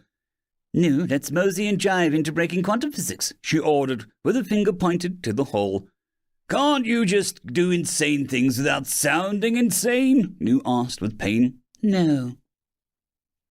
Delta floated behind the waterfall on the second floor, the hidden rest space for those curious to explore. It was here that a dungeon leaned the most towards the sewers of Durance. She focused and began to push with her mana. A dozen windows opened and closed in rapid succession as earth began to give way. The small hole rapidly caved outwards, revealing a round tunnel that was barely big enough for a child to move through. About 10 meters deep, the process suddenly halted, and Delta found herself pushing against the boundaries of a dungeon, an unyielding wall of metaphysical no-man's land, where everything in her screamed she couldn't exist there. She shed her dungeon mentality entirely to Nu, who formed a full avatar as she used a near-formless human side to do what a dungeon could not. Pushing the tunnel gave way to a void of twisting mana that looked to be a furious sea of her own mana and the world's brothers. The violent tides pushing and pulled, tearing apart anything but the most determined of forces, or the ones with nothing to lose. She focused, watching as all around her dungeon the mana was merging and directed to sustain a growing world. Delta's dungeon was like a giant nail pointing down, penning a particularly violent current, but entwined with that flow, the brothers' mana was dark threads and bulged tumors of silence. Can't do anything about them right now, she yelled to Nu, who couldn't follow her this far out. She focused on Durance, seeing how it was. That's not a town, she said stupidly, as the massive creature allowed some of its tiny limbs to be moved this way or that to soak up the sunlight, while newer tendrils were coaxed to the surface for purposes. A very fresh growth looked to be very near her dungeon, and she even thought that she could see familiar strands of her mana inside the building that the tendril was connected to. The thing noticed her, and the body was a massive box with a sleepy eye. The town is a mimic! The town is a mimic! She screamed as it moved a few buildings around when it seemed no one was looking. A tendril moved in a mana space, which the creature seemed to exist in mostly, while it pierced into the physical world. The tendrils had a small, glinting, tarnished round piece of metal on it, tied to a scruffy collar. Delta squinted and managed to read it. Mimi, if lost, return to Durance. Delta could only stare as it seemed to be juggling a dozen self-contained pocket dimensions, bubbling the containment and security features that only seemed to be coming online now that it was feeding. Feeding off Delta's ambient mana. In fact, her mana seemed to be having a constant state of warfare with the mimic, who didn't even seem to notice. He just inhaled and swallowed without much thinking. Delta vaguely recalled once that Rudy mentioned that Durance the town started out with a few huts, but grew quickly as she never explained why or how. Swallowing back her panic, she looked around the thousands of tendrils that turned mana into things like light or heat, making near-perfect homes for the people above. Some tendrils had different glows to it, like a tendril that was very like Wyam that connected to a massive subterranean cavern hiding under the modest house garden, or something that looked like intelligent brain nerves connected to a small store that communicated intent and purpose. There were dozens more, but the most complex and dense tendril that had all the pieces of the others and more connected to a rather large building that Delta could only sort of see had magical drinks forming out of mana, heat for food, and a fair amount of people in it. A tavern. The nerves connecting directly to an avatar even, a man working the counter. The mimic saw her curious stare and seemed to show her without really moving. The man was named Nibs, which confused her for a moment until the mimic pulled another tendril close, showing a little napkin or a bib one would have for a child, crudely made by hand with wonky stitching. My little nibbler. Delta just had to step back and repeat that all her surface friends, the children, the groups and more were all currently inside a massive mimic. Something that could at any moment compress its tendrils like a bear trap. However, Mimi radiated no malice or even hunger that Delta might expect from a mimic. It was old, very old, and content to lay and bask in the sunlight like an old dog on the porch. Break the rules and learn things, Delta summed up as she tried to communicate with the being, but it was hard since Mimi spoke with intent. But there was a massive mana stream between them. Mimi fed on it, but she was mostly in a dry riverbed, only a few puddles around her. It looked huge to Delta because she had been hidden from it, protected in her space. But to Mimi, this was still very much a withered land. The mana vein had been very drained, and it wasn't coming back any time soon, other than the small stream known as Delta pouring into it. Mimi slowly reached over an unused tendril that had once been used to support the land above, scars and old wounds showing how the effort to do so had been costly. Delta frowned, looking to where the tendril had been, finding it almost parallel to her third floor, Maharia's old castle. Once the tendril got close, Delta felt an acute pressure in her kidneys, like a giant finger slowly pressing into her. She weathered the sensation and knew why Mimi could have caused her serious pain if she latched onto Delta's dungeon beforehand. The tendril came close and Delta reached out. They connected and pressure filled her existence. Mimi was under so much pressure that she didn't begrudge or resent it. She wore it like pride as she balanced dozens of magical and other forces that didn't want to play nice together. Mimi shifted her existence in a dozen places. Being so many things as needed, it was amazing Mimi could retain her sense of self. Why? Delta managed to get out. Love. The single word was all-encompassing, all-consuming, and pure. Durance? She asked, and Mimi flooded her with a warmth and light. Protect him, Delta sniffed, overwhelmed by the sheer giant that was so gentle. Mimi, I need to get to the Echo. I need to stop him, she said, and Mimi seemed to feel unsure suddenly. Durance went away to stop Echo. You might go away too, Mimi pointed out. I won't die, Delta said firmly. But we can't let innocent people be corrupted if we can stop it. She spoke to the tendril. Die. Do not know this word. To stop, to lose life. Death has no shape inside me. I can understand not being here, not being definable as a shape. That will happen to you. I'm already without shape, Delta said warmly, as she moved her faint outline. The shape is you, not something you touch or own, but something you fill, become. Echoes twist shapes, twist you until you must fit them. Thousands are being twisted right now. I can't sit back and do nothing, Delta insisted. Mimi was quiet. You are Durance and little in shape, just enough to make me miss him. I'll let you do this if you can find Durance's outside shape, Mimi decided, and tendrils covered the hollow mess of tubes that acted as a prison on the echo.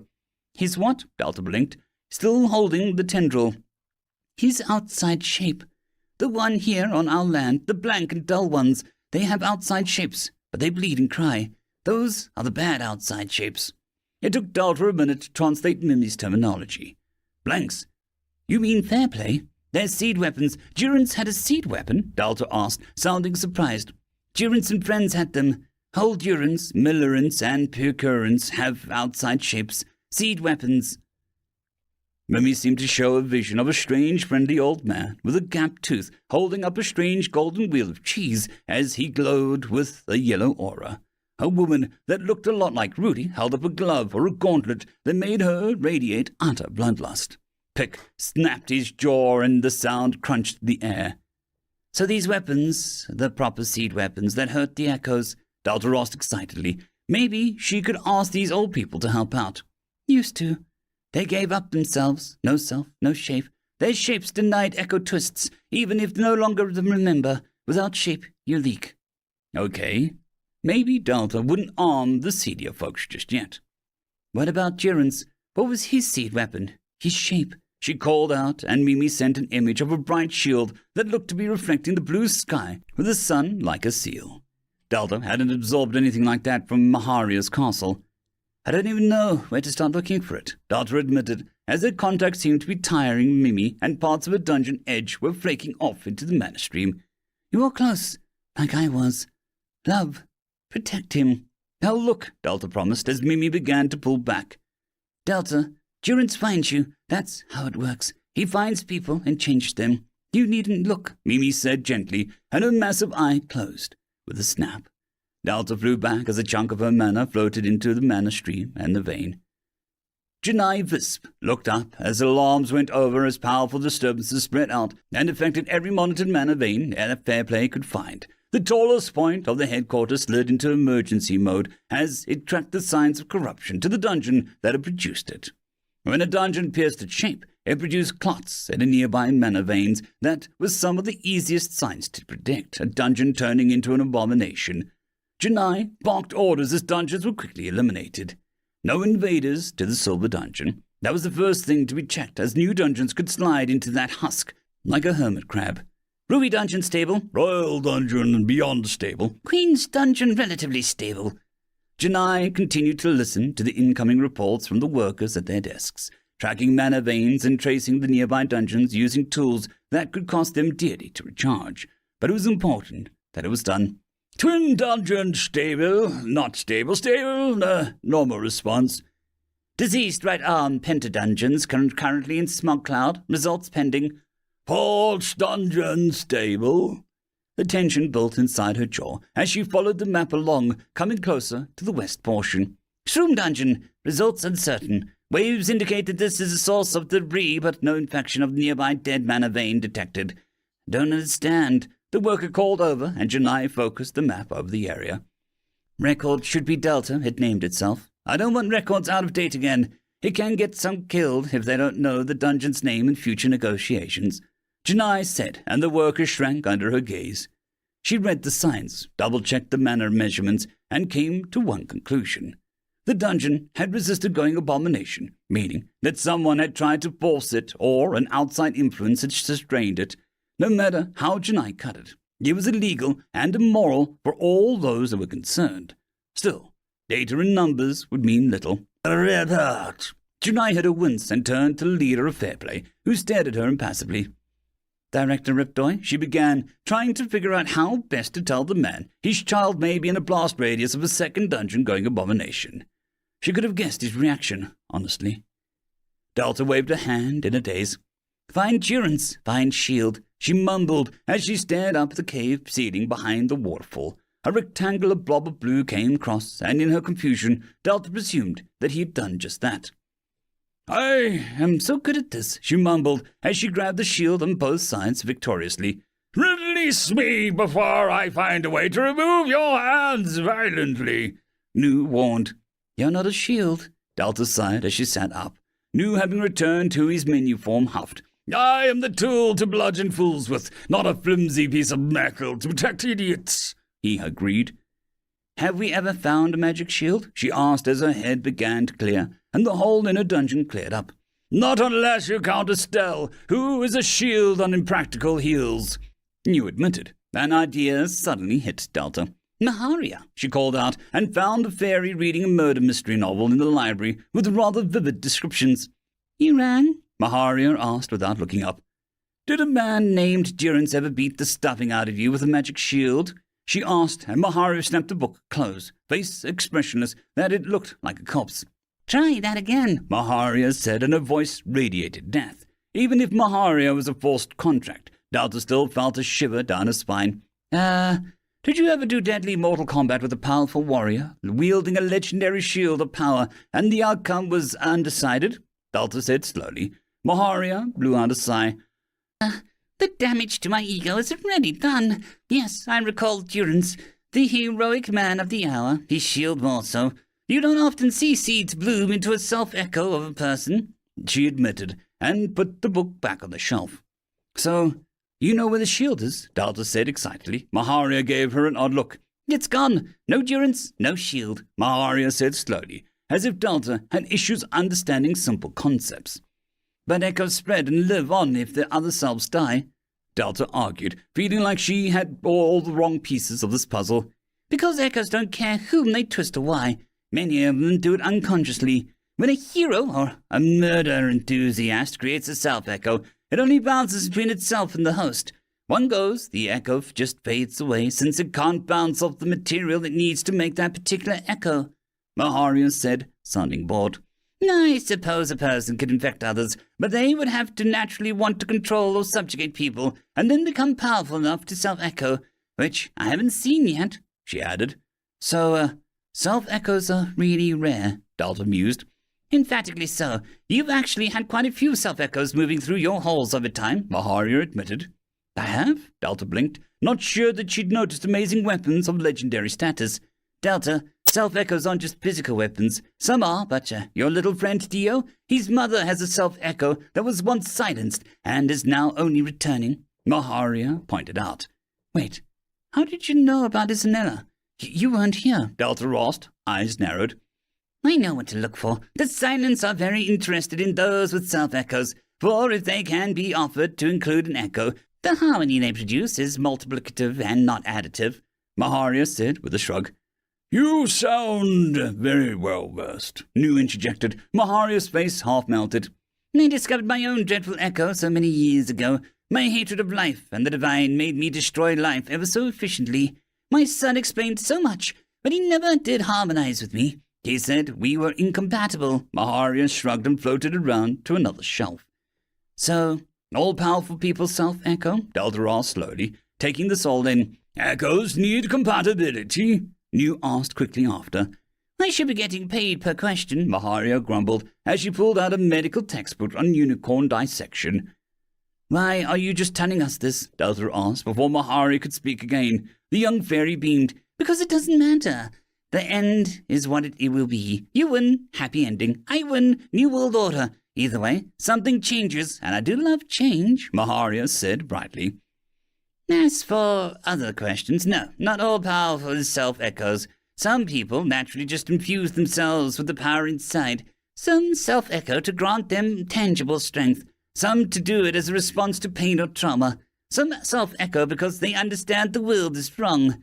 But in general, for every 5 naturally powerful people, there is one that self-echoes. Seed weapons, as you call them, are effective against silence. Less so in the other things. But power and seed weapons? Delicious power. Maharia grinned as she eyed a depiction of artwork of a grey unicorn being robbed of one of its kidneys by 2 demonic leering shadows in a forest.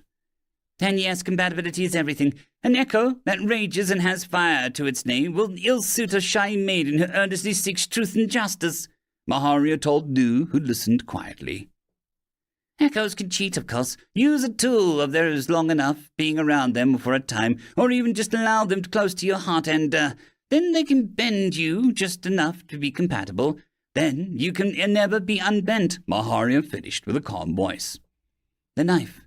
It was bending that gun, lady, Delta said, and Maharia nodded. It's a method, not one I would personally use. It's chaotic and without control. Well, the echoes depending on remaining undetected or having all of his little toys not fall to the bottom of the swamp, she explained. Echoes bending shapes, self, and experience. Delta felt the words were heavier than she was understanding them to be. Close to the heart. What does that mean? Delta asked, and Maharia blinked, then for the first time, considering her words carefully. When you love someone, truly love someone, be it a lover or your family, your shape will bend for them. Not cruelly or unnaturally, but as if trying to fit together in harmony. If you let an echo shape this love, you can be changed beyond reckoning. When you radiate love, your shape is the most malleable.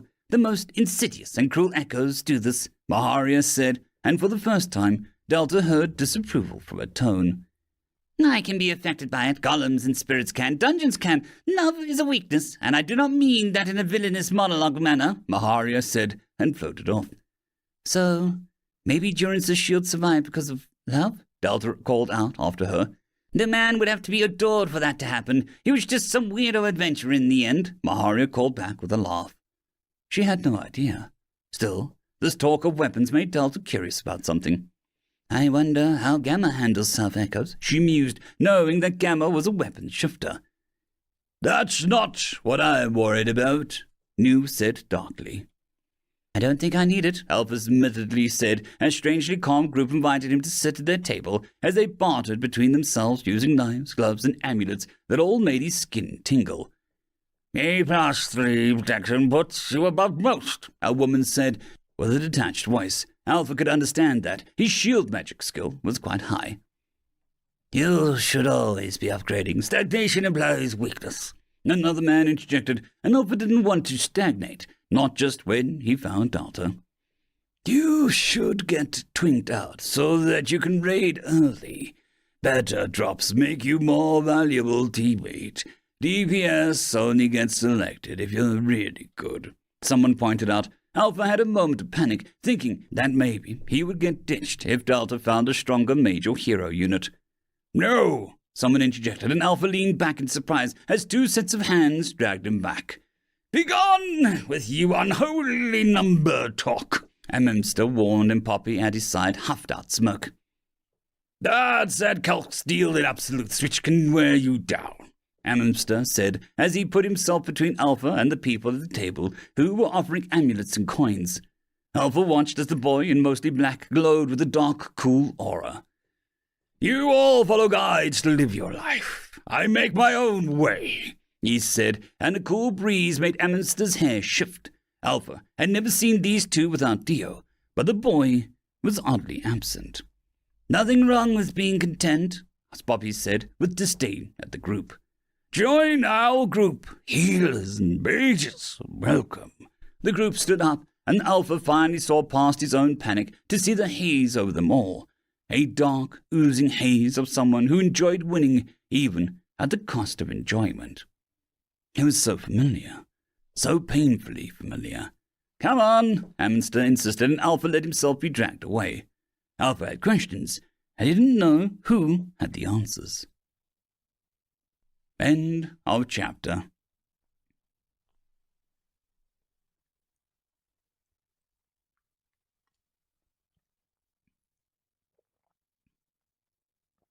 I would just quickly like to thank the T5 peeps. Dragon Soup, Cold War Boomerwaffen, Severin Cerberus, Red Panda 121, Leslie 517, Bushmaster 177, Caspar Arnholtz, Cam Maxwell, Sans the Skeleton, Lightjock, Dragzoon WRE, and Lord Asrical.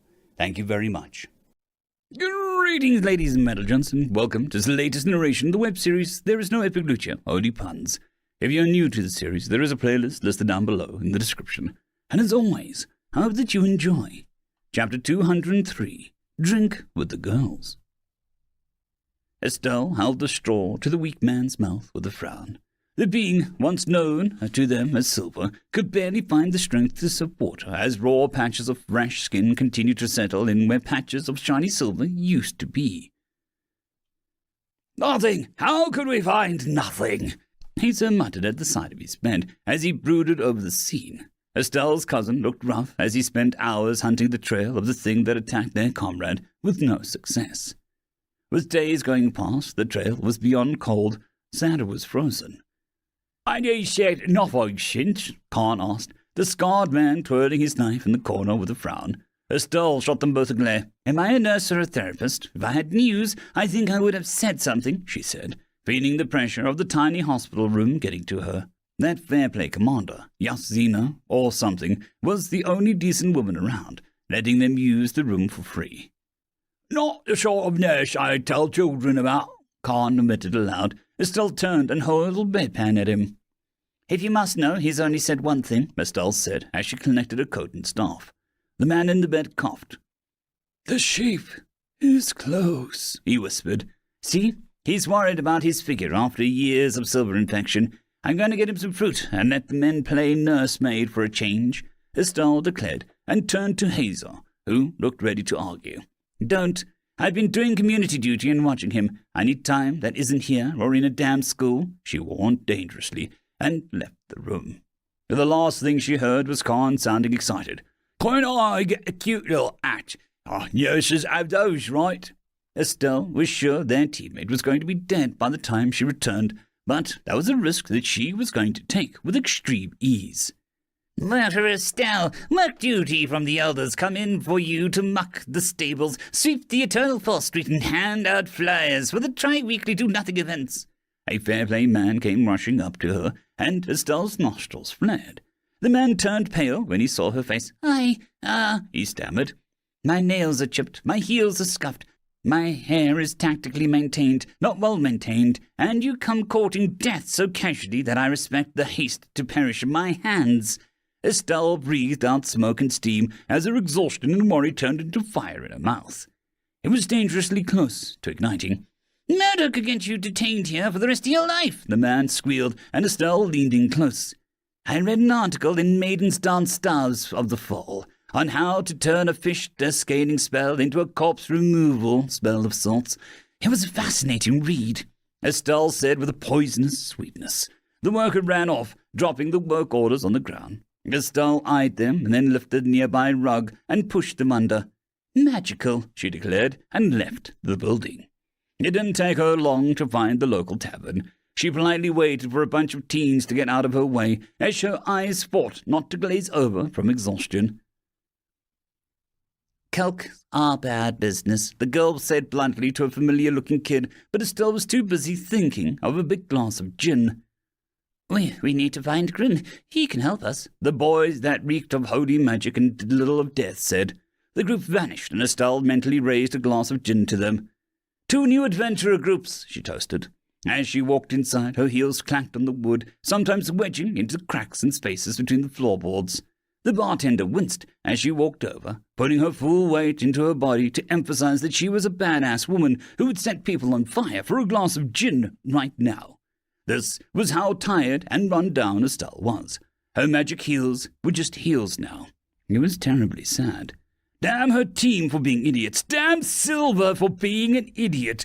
Damn them all for being her idiots. Sorry about your floor, Estelle said to the weirdly stiff bartender. No worries, it has worse on it, the man promised and looked pained at the memory. I need a drink, she said, and the man nodded, handing her a little glass. Estelle took one look at it and then pushed it back. I need a drink, she repeated, and the man stared at her. For a moment she felt like she was talking to another blasted dungeon monster. Little movements that a normal creature didn't need to think about, but this man had to remind himself to do. A blink there, an inhale there, and more. He finally nodded and went deep under the bar for something. Estelle took the time to look around, finding a weird group of a girl talking to a boy under the guidance of a scary woman. Surma, we can hit the dungeon tomorrow. I think there is more to see here, the woman said calmly, and her voice made Estelle's skin crawl. It wasn't horrible, quite the opposite, but there was weight to it that was undeniable. Like what, Perhal? No offense, but I wouldn't much enjoy that woman's company. Zane, I find him boorish. The girl responded, and Estelle could tell when one had the silver spoon and one had a gold spoon. The girl didn't radiate the arrogance of a noble, but had authority. Just what Estelle needed, more scary children. But how about that cool weapon shop? The man was on fire, the boy at the table said. He was drunk and caught fire, Mass. It wasn't the trait he possessed, Surma said lightly. Estelle turned as a glass of the size of Khan's head was put down, and the man waited for her order. "Bartender," she trailed off, not knowing how to address this particular weirdness. "Nibs," he said, and Estelle nodded. "Bartender Nibs, I need gin. I'll take shatter gin, deep ruby gin, golden speckle gin, fox gin, gin and whiskey, mystery brand, and moon hooch gin. I will not take twin gin, serpent gin, divine echo gin, truther gin, hooch moon gin, or gin," Estelle said clearly and firmly. The man considered this for a moment. "Gin?" he asked, with a counter-offer, and Estelle thought about it. "If nothing else," she said finally. "Nibs, I've got this," a bubbly voice said, and Estelle's withered soul recoiled at the idea of someone being happy in her vicinity. She turned to see a waitress picking up a glass and clearing tables, the same woman who was also doing the dishes, who was also cooking, and who was also sitting in the corner, sobbing over a book. "Nibs doesn't have great gin selections. Farah's got a wider range," the clone said. "Yeah, good.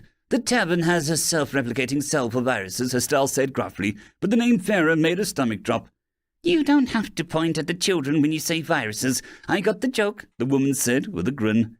"Children are a virus. You get into filthy states, a parasite leaps from the host to you. It finds a home and mutates, feeding off your precious nutrients, until it bursts forth, ruining you on a spiritual level." Estelle scowled, and a family eating nearby looked horrified as the child began to sob. "Well, I'm not the right Nina for this," the woman said, still grinning to herself, but it seemed to almost be struggling. "Nina, your shift at Ferris is coming up. That dungeon with the bar inside mimics a bar really well and does better than real bars," Nibs said to another Nina. The man turned a little happier when he looked about that crude mad she-goblin who made sweat break across Estelle's leather-clad legs. "Better gin, you said, dopey one?" Estelle asked with regret already forming in her gut, and the clone nodded brightly. "I'm bubbly, Nina. If you're not in a glass, you're not the bubbly I want," Estelle warned. "Sassy Nina, help!" Bubbly Nina said, with a squeak over her shoulder. Estelle looked over to a dark corner where a sensual waitress version of the woman seemed to be sipping a shot glass. "Bubbly, you got to stand up for yourself. This one is easy. It's basically a tutorial. She has so much to poke fun at. So much," the woman said, and looked down at Estelle's legs and clicked her tongue. Estelle's instincts rose, and for the first time in days, she felt the spark of strength, a worthy foe. "I've seen people being comfortable with themselves, but this is right down implicit. Or were you the only one that you could find willing to pay you any attention?" Estelle asked, and the bar went quiet. Estelle had been far too nice recently. She really could use a nice time to tear a confident woman down. The one known as Sassy put her glass down with a smile as she stood up. "Oh, a clone self-love joke. Did you have to think hard for that one?" the woman said, and shook her head as if pitying Estelle. "I shouldn't poke fun. The little lady hating the world and lashing out. Do I find you under cliché teen heroines or overdone genre leads? Oh, what am I saying?" Sassy asked as she sat down next to Estelle, a shot glass already waiting for her. "I find you in the ancient history texts next to the fossilized lizards," she said with a hum. "Not bad." "I wasn't sure that you could read. Wouldn't I need to find a brainy or nerdy?" Estelle asked and turned to the clone fully. "Speaking of, I have to ask, if you're here, then where is Beauty or Witty?" Estelle simpered with a bat of her eyelids. "With your father getting your inheritance before you waste it all on cheap gin and knock-off heels," Sassy purred back. "Bold of you to presume, but the man burned it all when I refused to bark like a dog for him. Tell them sorry for digging grey hair out of their mouths for the next week for nothing," Estelle said, and toasted her empty glass. Sassy let out a snort. "Want to go drink dungeon gin?" Sassy asked, and Estelle sagged. "Please, before I kick a child," she half begged. "We were supposed to be working," Bubbly said in protest. Sassy grabbed Estelle's arm. "You're working. I'm making friends," Sassy insisted. Estelle mused, then looked around. "A girls' night out is a bit bland with only two," she decided. Sassy nodded. "Let me go pop mellow Nina and see if I can't shake out some pathetic Nina. Great to complain to," Sassy promised and vanished behind the counter. "Just don't drink the weird cocktails. I don't need more time added to my tab," Bubbly cried. Then Sassy returned to poke her hard, popping her into different clones. One blitzed out of life that wandered off and the other looking addicted to coffee. "Energy, Nina! To work!" Sassy ordered. "Drink?" someone asked, and Estelle turned to see 3 men in cloth vests and one with a strange horn hat. "That's the plan," Estelle said slowly. "In the dungeon?" one asked, eyes lighting up. "Yes," Estelle said, worried now. "Get the party!" Object, shield, durance, protector, shape, magic doodah, anime, soul weapon, and other queries failed to return a result. Delta was stumped. How was she supposed to find the concept that was lost? It was like trying to find morality in a politician's heart long after he was dead. "I just don't have enough data. I could ask one of the durance folk to come in so that I can examine this shape business and understand more," she guessed aloud. Prum popped open with a slightly green screen. "Question, what is a shape? How do you define it? You've just thrown search queries at me without context. Also, would you like to play a demo of Doom 13, remodded Doom? I just finished making it," Prum offered. "What's the difference between this one and Doom 12, Death Drop Devil-Made Nuke?" Delta asked, trying not to sound pained. Prum made sequels to her modded games at an alarming rate. "This one has voice-activated fire mode. You have to make the noises of the gun to make it fire. It adds voice training on top of it, one-hit kill feature," Prum said, sounding far too earnest about this. "A shape," Delta said, expertly avoiding the question and request like only a teacher or a parent could, "is when someone takes their seed and makes it outside or like a tool," she explained. "Oh, like Sir Fran, then." "Exactly like Sir Fran," Delta said, with a smile and a nod. A moment passed and Delta turned back to Prum.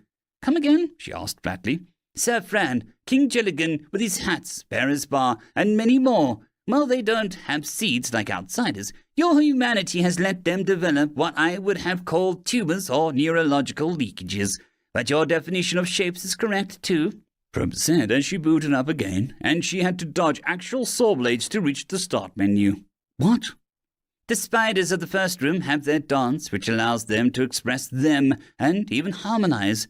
Muffet uses the shape of dance to fight, as this is what you've allowed them to develop." "What?" "Lord Mushi actually produces parts of his strange self through his pots, which can make people want to put things inside or smash them in a strange, violent manner." "What?" Delta shook her head. "No. There's been no record of these things being in the system or measured," she argued, and brought the systems to show her system. Nelda's life was confusing. Dungeons only should concern themselves with the purification of seeds, not what happens to them otherwise. Why? Did you want the system to begin recording these things? Perhaps it did record these things, that you were busy luring people in for good times, Prim said with a bored tone. "Prim, how are you so calm about this?" Delta asked, freaking out. "My emotional capacity can fit 3 emotions at a time. All of them are murder towards the fake demons in my game," Prim said bluntly. "I need to disconnect the Wi-Fi," Delta muttered as she shot off towards Fran, her mind swimming. She had shapes. She has been letting her monsters just develop enough self for these important things to just appear. "Delta!" Prim appeared, and her sudden serious tone made Delta slow down in a wary manner. "Shapes aren't so strange. You needn't be so worried," Prim said, and Delta frowned at the sudden tone shift before she presumed this was Prim trying to ease her into another bombshell. "After all dungeon calls are round because they're their shape, a contained sphere of influence," Prim said quickly, like ripping a Band-Aid off. Delta mentally cast her vision to her core, which was mostly a sphere with slices of blue intersected with orange. It was a sphere, just a little oblong on one side and pointy at the other. It looked like it was becoming massively curved at the top with more of a rectangular bottom with a flat edge. "It's like a power button on a PC," she muttered to herself. "No, you're just denying the obvious," Prim sounded sure of herself, as she made Delta's vision slowly turn right away up. "My shape can't be mushrooms," Delta said, her voice trembling. More infectious and unkillable, but same thing really," Prim said, and showed Fran washing down bacon with a warm water and whistling a tune. Prim showed Delta how to lift a layer of the physical world, but not sink into dungeon vision. It was a horrible in-between state, where things were symbolic and teeming with meaning that could be highly subjective. "This is where your shapes reside. They're not recordable in the sense of being recreated or upgraded. You cannot upgrade wisdom or life experience generally. Well, you can since all your monsters are weirdos, but most dungeons can't, Prum went on to explain as they looked at Fran. The Goblin Knight was a proud knight with a blazing mane on his helmet. His steed was majestic with muscles and a stench of loyalty. Fran's arena wasn't a small contained sandpit, but home. Fran was a knight, but also a guardian. Fran was a boss, but was once just a goblin He had visions, not of blood-soaked sands, but markers of broken weapons, trophies of his victories, and in the stand some old motherly batty lady with grey hair who looked helpless as she cheered Fran on with love and kindness. This is how Fran resonates. It's not all his shape, but it is how he sees it, Prum said, sounding used to it. So, he wants to be cheered on by old fogies? Dalta pointed at the withered old woman who looked like a stray wind would knock her over. Symbolic, Dalta. It's not actually an old woman, just how he feels towards someone and how he wants to be acted towards them, Prum reminded her. But there is no one in the dungeon that feeble and helpless. That woman looks like she got lost on a single-lane road, Dalta joked, as the old woman cheered and her necktie dangled down over the white creased shirt and dark old woman's skirt. The old woman's waving arms knocked over a jar, releasing mutant spiders and rats with butterfly wings, who the old woman just laughed off. Dalta felt a chill go down her spine. It's Farah, right? Dalta asked, voice devoid of emotion. I'll look into the universal symbol for denial, see if we can't get your core fixed, Prum announced. It's great. Fran just sees me as a lovely old figure, a doting, loving little old lady, someone he needs to help that old lady. Dalta stuttered, swallowing hard. Could be worse, Prum said, pointing to what looked like a storm sewer hole in the side of the arena where a harrowing gaunt tree figure watched Fran with licking lips and anticipation. Dalta admitted being a doty old woman was looking better by the second. She wandered over to Fran and examined him directly, seeing something in his chest that looked odd. The thing was like a caricature of a badge, something a kid might get out of a cereal box promoting cowboys and sheriffs. A star with its points ending in little balls and the word Captain stamped across it. It wasn't a physical thing, but the manifestation of potential and heights Fran held within himself. It was too new, too much like something Fran himself might not take seriously, as he might not think it was real or given to him by mistake. But it was real, and it was a shape, an honest-to-goodness shape. Dalta reached out with affection, and to her surprise, a menu popped up. Captain Fran, the new goblin. A captain rides with confidence, but does he have the confidence? Maybe. Upgrade. Fran just wishes he knew now. Was it because he was first? Because he was simply there at the right time? How? There was no way to purchase or even select anything, with letters and contrast shifting rapidly as Fran continued to work in real space. It was like the system which she held was trying to convert what a shape was into dungeon form, but it wasn't quite compatible. What made them tick or even limited them, but Dalta couldn't change it. Dalta had surrendered any chance of that when she left her monsters to grow. It was a bit of a weird issue. If she controlled their growth, their minds wouldn't grow and develop shapes. But since she relinquished that control, she could no longer influence their power because they now existed. It was as if the whole thing needed a touch of humanity about it, to simply trust that maybe things might work out. She was about to reconfigure her search for Durance's shield when her system shut down to a point as people came swarming into her first floor on guest mode, heading straight for the bar. Farah's shape space, how had Dalta never seen it before? She had sensed old friends, the Ninas, Estelle, and some heroes of ale. Okay, that is a little weird. Still, she would take weird rather than alarming any day. "Oh, the patriarchy are bad fathers!" Nina and Estelle cried in camaraderie. Okay, now that was a little alarming. End of chapter. I would just quickly like to thank the T5 peeps. Dragon Soup, Cold War Boomerwaffen, Severin Cerberus, Red Panda 121, Leslie 517, Bushmaster 177, Caspar Arnholtz, Cam Maxwell, Sans the Skeleton, Lightjock, Dragzoon WRE, and Lord Azrakal. Thank you very much. Greetings, ladies and gents, and welcome to this latest narration of the web series There Is No Epic Lucha, Only Puns. If you're new to the series, there is a playlist listed down below in the description. And as always, I hope that you enjoy. Chapter 204, The Heart of a Giant. Delta watched as Nina, most of her, and Estelle seemed to be getting along like a house on fire, with innocents all round them fleeing in terror as the two complained about men, work, and other women, children, life, and hassles of death. The mood in the usually down-to-earth bar changed to something electric as the two ordered badass girl cocktails. Vera stared at them as she held pig livers and toxic flowers before shoving them into crystal decanters and began to blend them into something drinkable, with grumbles about needing dainty glasses.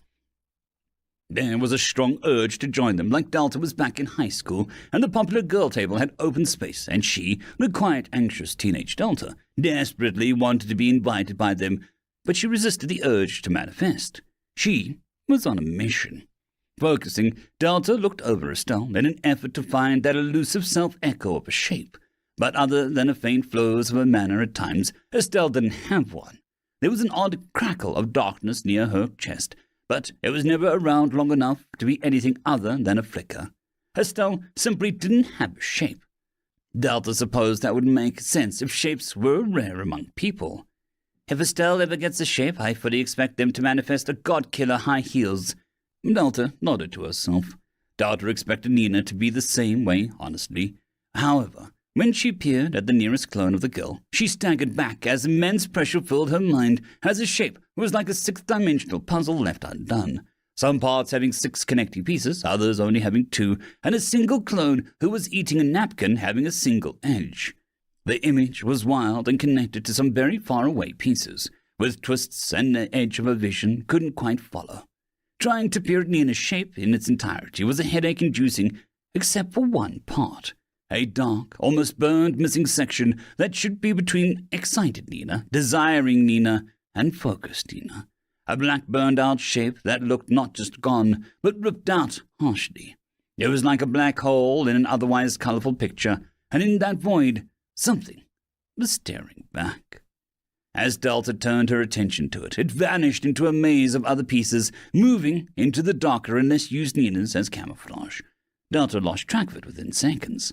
If Delta wanted to find it and expose whatever it was, she would need every piece of Nina laid out in a line, every single piece being as folded as it could be. If she counted roughly, offhand, that was close to 300-ish Ninas existing at one time.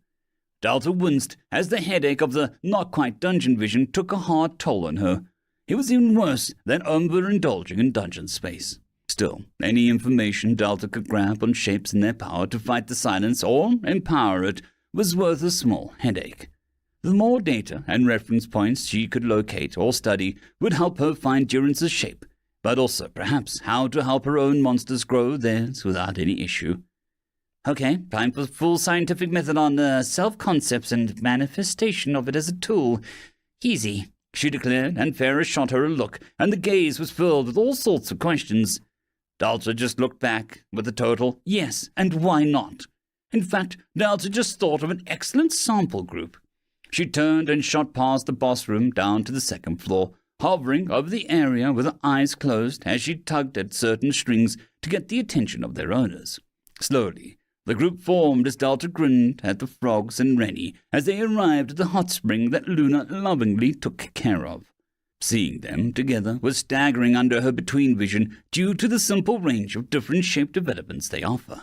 Giant, the Bridge Guardian had little to no shape development, which seemed to be coming from the lack of personal growth and desire to change. Luna had some, but it seemed to be taking far longer than she was not defining herself simply as a frog, but as a location. Davina was quite developed, as her shape included spirits and birds, giving her some power in that area. But Delta could see that it hadn't hit that level where it formed an identity. Gramps the chief was like Giant, but she chalked that up to the fact that the old frog didn't like strangers and never left his cave, like a young teenager who found showering optional. But her eyes went wide when she fully took in Rail and Rennie, finding that they were on a whole different level. "Yes, sir, I've done my 3rd lap of the river just now." Rail flexed as if thinking Dalton noticed a slight change in his muscular body, or noticed a single, more protruding vein here or there. Delta's mouth dropped open as Rael's aura washed over her with that raging force of a river. But at the same time, she felt a little safe, as if she had an inflatable ring around her hips. The feeling was that the river was not simply across the jungle in between two cliffs, flowing in one direction. What was literally standing before her was the shape of a frog. Rael was the source of life, protection, and progression. He was also easily prone to overflowing, taking back what he gave, and being utterly oblivious to those who desired him. His nature to always be on the move. It was also like opening her eyes in a chlorine pool, so she blinked away from Rael to Rennie, who was doodling in a notebook about skeleton clown formations, rattling tiger boxes, and high wires made of hair and sinew. He looked just like Remy to Delta's new vision, but all around him was a nightmare of grinning delights, a multi-handed muscular ghoul with its mouth perpetually wide open as it adjusted things that Delta still couldn't see, such as a motion to counter Rennie's leaning posture so that he could lean on thin air, or a constant small barrier that was smoothed down by 5 of its arms like a bubble, and a dozen more things Rennie had to be constantly aware of on some level. Running over Rennie's shape were dozens of chains, ropes, and even some prayer beads, stopping it from ever truly flexing itself. Oh, Delta mused as she saw the chains were turning orange. If this was some show, perhaps a very colourful show with strong animation, Delta might expect Rennie's shape to appear with a sudden title like Demonic Buddha of Unseen Underworld, or Say Nothing at All, or some other weird song title like that. "She's all cross-eyed," Luna commented, and Davina shot her a look. "Delta is seeing things beyond our knowing." She chided the other frog, and Delta had to quickly refocus her gaze so she stopped going cross-eyed and appeared wise. "Apologies. I'm studying the source of your gifts and how you've developed them," she said, and tried to politely not look at Giant and Gramps, who looked curious. "My muscular gift is plain to measure," Rael promised. Davina eyed him, and Delta only heard what she said because Delta was in the air they all breathed. "Let me recount them for consistency's sake," she mumbled, and Delta shot her shamestic frog a scandalous look. It was then a wave of glistening water washed over Rael to give him a sheen. That was a direct shape usage. "Do that again," she sort of demanded of Rael, who blinked, then looked sheepish. I don't make it happen on purpose. It sometimes wish to glimmer like a star in the jungle, and I get wet," he explained with a shrug, still dripping. Davina muttered something again, and Delta turned to her, face crimson. "I can hear you," she cried, and the frog went very quiet, then vanished into the jungle at breakneck speed. Remy waved a hand. He looked at Delta, and a dozen things changed under his control. A nearby chair became lighter, 2 invisible barriers smoothed into place, and Rennie's bubble became ridged with spikes, and he looked to be holding something like a baseball bat. His control was insane. His shape flexed and bent, making it all happen without any indication of Rennie's side. But when he needed to trade speed for subtlety, he used his hands to match the shape, overlaying its ghostly form with his own, causing him to mime his actions. "How are you doing that?" Delta asked, leaning in closer with a curious expression. Luna looked around and immediately tripped over one of the invisible barriers, but she rolled it off with a grace and indifference.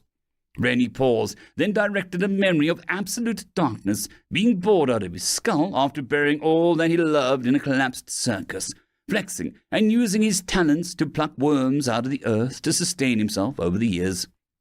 Are you sure you don't want me to make you a therapist?" she asked, and Rennie shook his head.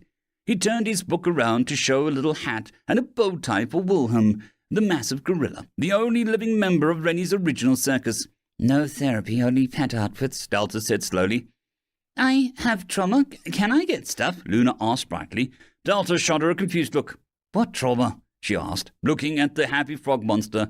Luna lifted a little kimono she wore, showing a partially chewed pair of shoes. "I don't know anything you'd let chew your shoes and not have you kick them right in the face," Delta admitted, a little confused. Silently, Luna pointed to a tree where a small form of Liar, the new floor guardian, watched them all in her silent, unblinking human form. The utterly creepy thing was a horde of pygmy mushrooms in the trees above her, chanting ominously at her presence. Liar had no shape, so knew that she was barely showing any signs of development. But what baffled Delta was the pygmies.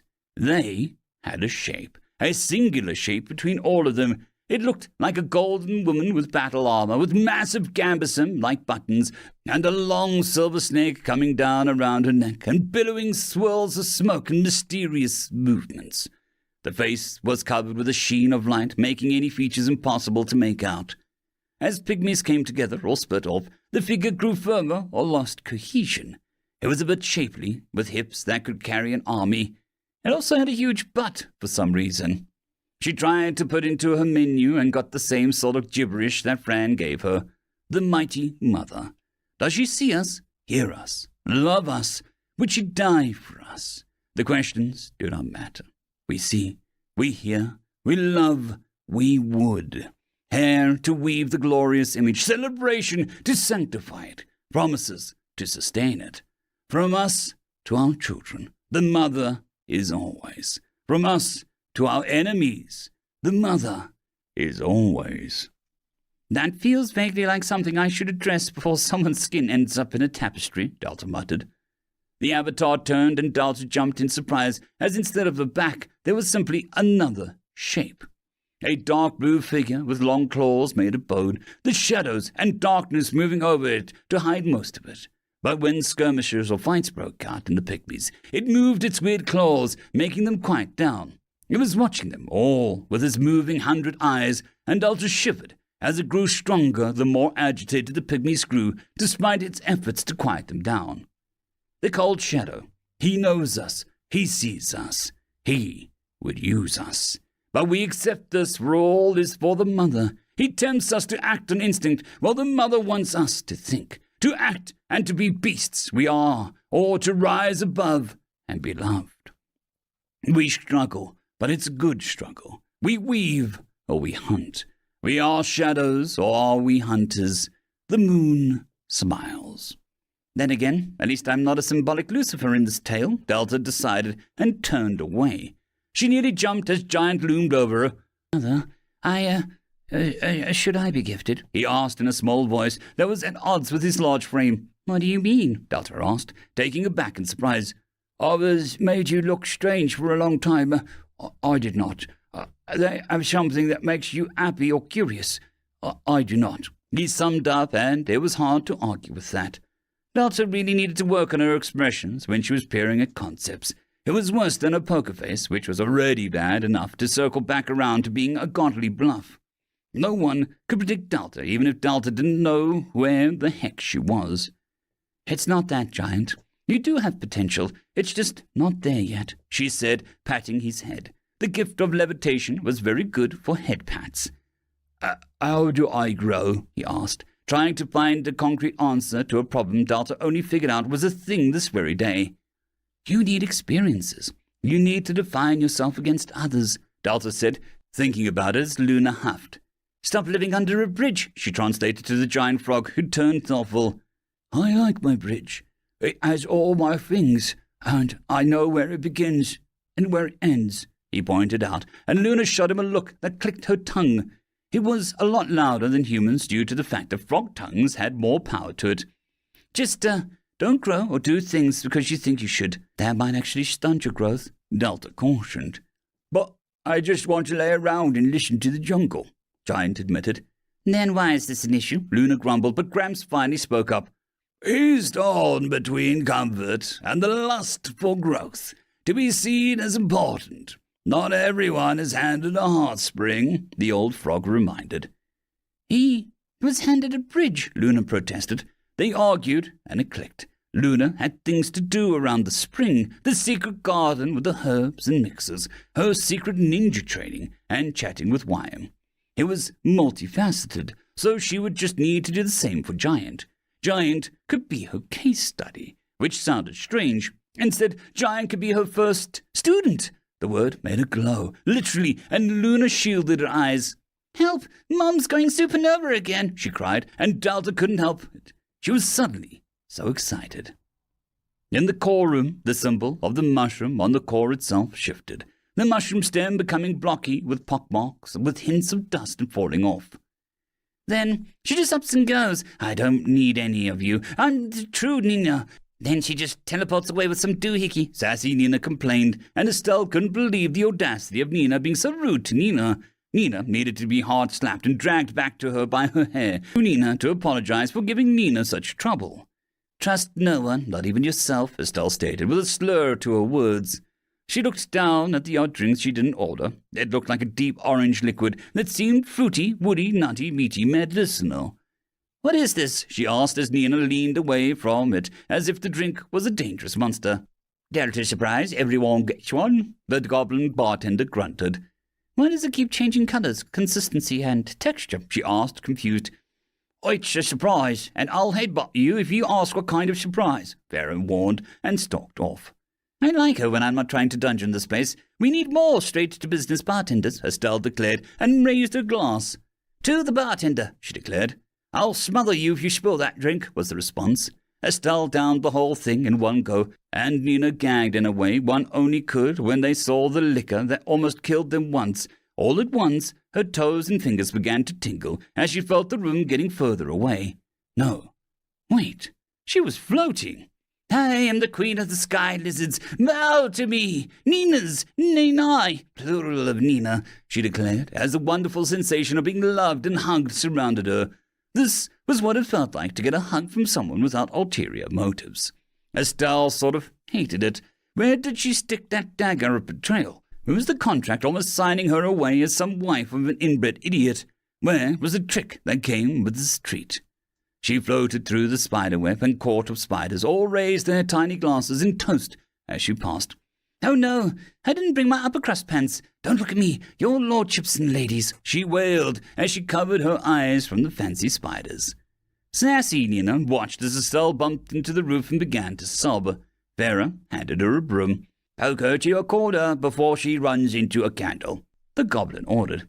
Got it covered, Nina said, and held up her hand, showing a string of wrapped around her fingers that ended up around Estelle's foot. She got the string on as soon as Estelle began to float. That drink is a menace, she told Vera, who looked thoughtful. I think it's cathartic. I think it's trying to help you see how you think about your problems. Take Ice Cube up there. She needs a cry more, Vera said, and Nina raised her brow. How did splitting me into 100 copies help me? She asked sarcastically. Maybe you need to find out what's at the bottom of your barrel of monkeys. Maybe you're missing something you can only see when it's all put on a table. I don't know. I'm not paid to fix your problems. I'm barely paid to listen to you all complain. Vera huffed and walked off. Sassy raised her glass to Ernest and indicated that she needed another drink. Ernest, diligent and busy, were all working today, cleaning plates and sweeping the place. Sassy would drink for them. So elegant, Estelle continued to sob to a cobweb stuck to her face. Sassy liked Estelle, but this was going right into an ammunition bag when they got into another little spat. End of chapter. I would just quickly like to thank the T5 peeps: Dragon Soup, Cold War Boomerwaffen, Severin Cerberus, Red Panda 121, Leslie 517, Bushmaster 177, Caspar Arnholtz, Cam Maxwell, Sans the Skeleton, Light Jock, Dragzoon WRE, and Lord Asrical. Thank you very much. Greetings, ladies and gents, and welcome to this latest narration, the web series There Is No Epic Lucha, Only Puns. If you're new to the series, there is a playlist listed down below in the description. And as always, I hope that you enjoy. Chapter 205, Super Magical Goddess Delta. Delta sat across from Giant, the thriving jungle all about them alive with birdsong and the war cries of the pygmies. Giant looked at Delta. Delta stared back. The sounds around them made the silence between them a little louder than it would have been otherwise. So, Delta began with a smile, feeling an old familiar thrill run through her as she decided to break the awkwardness. It had been a small while since she just sat down and dungeoned, even longer since she had a chance to help one of her monsters like this. Just so much has happened. Giant, you're going to be my first student in a whole new field of study, so I hope you'll bear with me as we stumble along this journey together, Delta declared grandly. Giant's massive frame was still as he stared, then he grandly nodded once. Okay, he said, and went back to staring. Delta deflated a little. She was used to all sorts of monsters, loud ones, scary ones, confused ones, and even slightly murderous ones. Giant was a different breed than all the rest. A rude person would have casually thrown out words like simple or plain, but Delta preferred comfortable. "Is there anything you thought of that might be of interest to you?" she asked gently, as she took in Giant's existence on all levels. Nothing stood out, aside from his large frame, really. There was no emotional spikes or deviance from his monster matrix which created him. Giant blinked, just once, at the question. "I had time to think. It was a big question," he finally replied with a slow nod. This would be easy if Delta had a curriculum to adhere to. If it was English, she'd teach him to express himself through poetry, or how to find himself in different books. If it were math, she would teach him to enjoy the puzzle of formulas and how to apply math to his own life. If it was history class, she would help him toss some tea into a harbor for cultural experiences. Sure, she didn't have a harbor per se, but she could make one for a student. She would do that without hesitation. But this sort of open poking into his psyche felt closer to therapy of all things. "Well, there is one thing," Giant admitted, sounding almost embarrassed. "Tell me," Delta encouraged, needing just a single straw to grasp. "The outsiders, the wizards, they used magic and had big and small tools. Could I use magic?" he asked slowly, as if not to raise his own hopes. Delta brightened up and opened her mouth, then paused. She had no idea if Giant could use magic. Her monsters so far had either naturally gravitated towards such a path or were made with innate magic. "Let me just look," she said, and opened his menu. Giant Ridge Guardian, a strong, imposing frog with the ability to crush men's head between thighs like a ripe melon. Upgrades: tough skin, blades have a tougher time breaching his skin. Moist oil, more resistance to fire and some electricity attacks. Bridge Ogre's strength, able to double physical strength in emergencies. Spear mastery, able to stab organs with improved precision. This didn't scream wizard build, but Delta wasn't one to give up on a slight thing like fixed innate talents and common sense. "I see some potential, but it's going to take some work," Delta said slowly, and Giant looked so pleased that Delta pretty much had to make magic work for him, whether it wanted to or not. "Wait right here," she said, and stood up, focusing on 3 monsters, asking them to meet her ASAP. Less than a few minutes later, she stood before Wime, the mana-parched form of Doctor the Gargoyle, and a slightly drowning in mana form of Swa. Her monster from the first, second, and third walked into the bathroom. Delta frowned as Swa could barely speak, and Doctor was looking closer to a parched houseplant by the second. Only Wime looked utterly comfortable due to meeting taking place in her room. "I bet on the goblin dying first," Wime said, and Swa did a rude magic symbol with his middle finger. Delta frowned and tried something that was likely a little unorthodox in terms of what dungeon layouts were supposed to do. She very slightly, just a smidge, a token really, slid a garden in between floors over the bathroom like a blanket, causing a perfect supply of all 3 of her monsters, along with the giant staring form of Ophiuchus looking down at them from the 4th floor. The Death Star constellation dragon had an intimate connection to the garden. The good news was the idea worked. The bad news was that Delta felt like she had tied her kidneys up in a neat bow and then threw her liver into a mix. Painful was putting it mildly, but one of her children's dreams was on the line here. "Magic. How do you break it so it plays nice?" she asked the god tree, the fire mage, and the scary scientist. "Today felt like that sort of day," Doctor mused as he stroked his plague mask beak with amusement. "Have you tried tricking a wizard into selling their soul to you?" Wime asked seriously.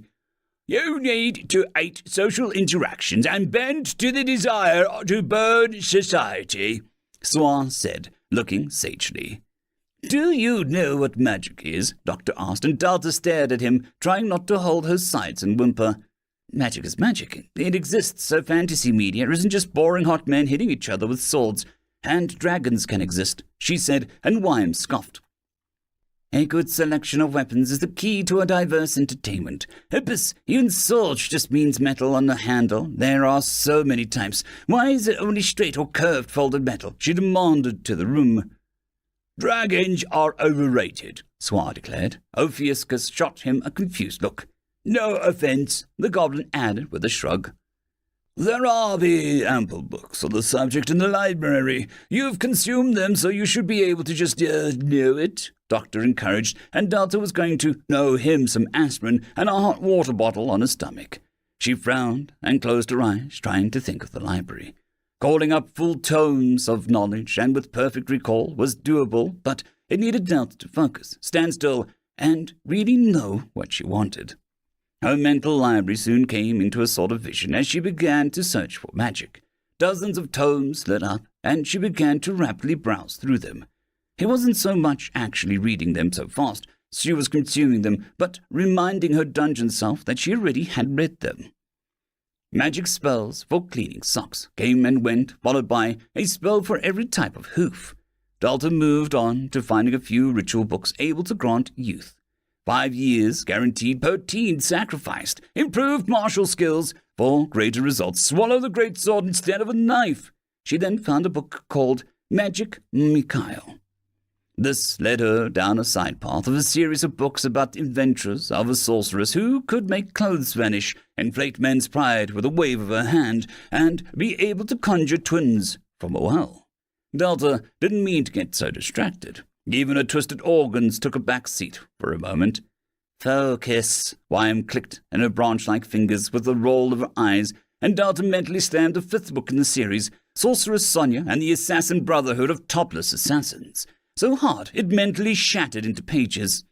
"I'm finding a lot of mixed ideas and debates," she told Doctor with flushed cheeks, feeling that magic was either the given right for all people or some secret energy supplied by frogs or the swamps of the world. "Magic is one thing split amongst many, shared or given. Even my magic is imitation," Suaz said, as this was painfully obvious. "Divinity magic is gods allowing mortals to leech a little power," Wyam said, agreeing with the small goblin. "I've studied some of the results from those that use magic, mostly from getting small handouts of data from the ever-calculating new. Magic in all mortals so far is identical. If it were blood, all magic would come from one donor," the gargoyle explained as he crossed his arms. Delta frowned at him. She had always been too enthralled at seeing magic she didn't think to dissect it like science. "So, magic is what? A type of energy from one being, or energy that was exactly the same everywhere?" Delta asked the three. "Magic is divine, but it is a stolen sort. That's what I feel. What is that story from your world? The one who stole fire and was rewarded by having his toenails ripped off for all eternity," Wyam said, waving her hand casually as if she wasn't impressed by the tale. "A bird ate his organs, which grew back every day, so the bird would keep coming back," Delta corrected, and Wyam looked more pleased by this version.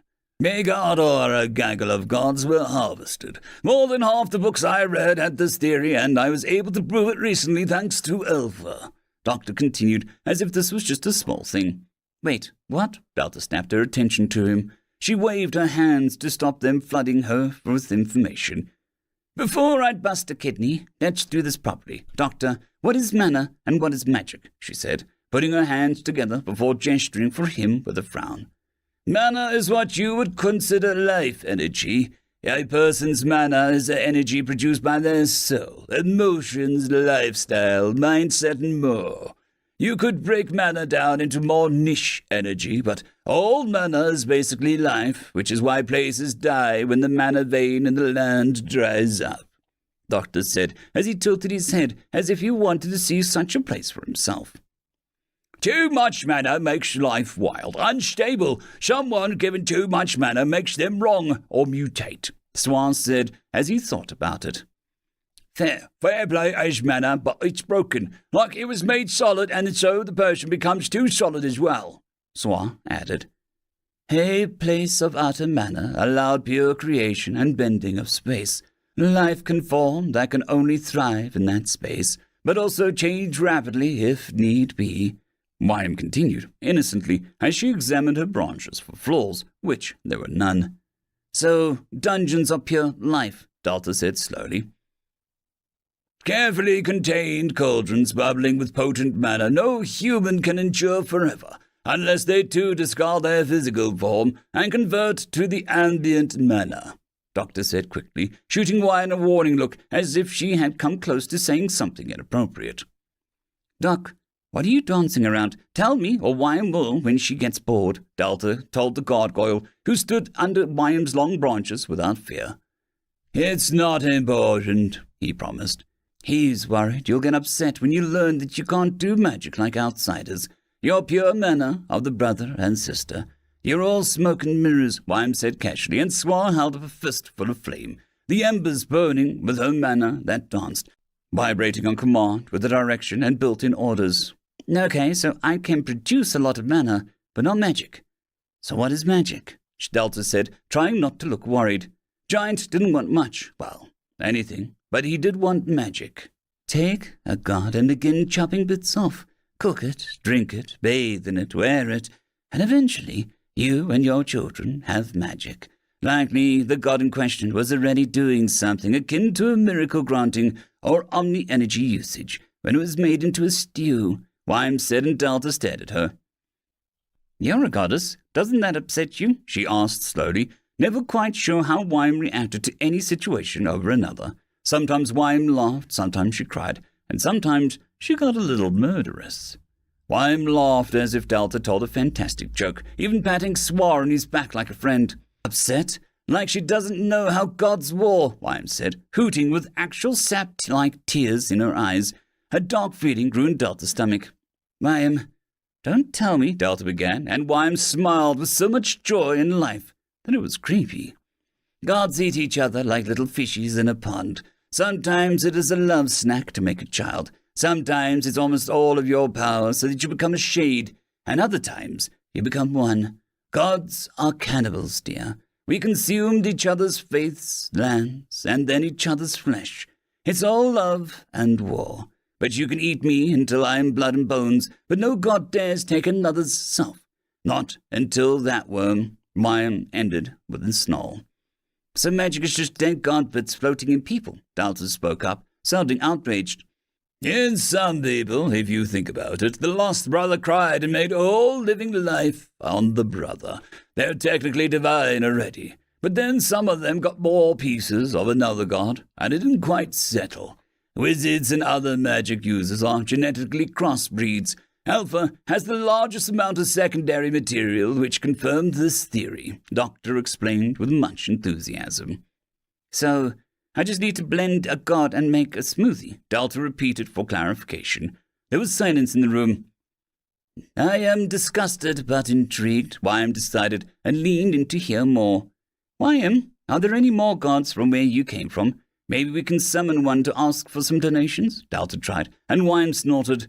There is no more where I'm from. You really do not know, do you? She asked, and Delta tried not to look confused, crossing her arms in confidence. Not at all, she proclaimed. This is new data, Doctor mused, and Swar just picked his nose, but he was listening closely. My universe was small, much like this place, but smaller.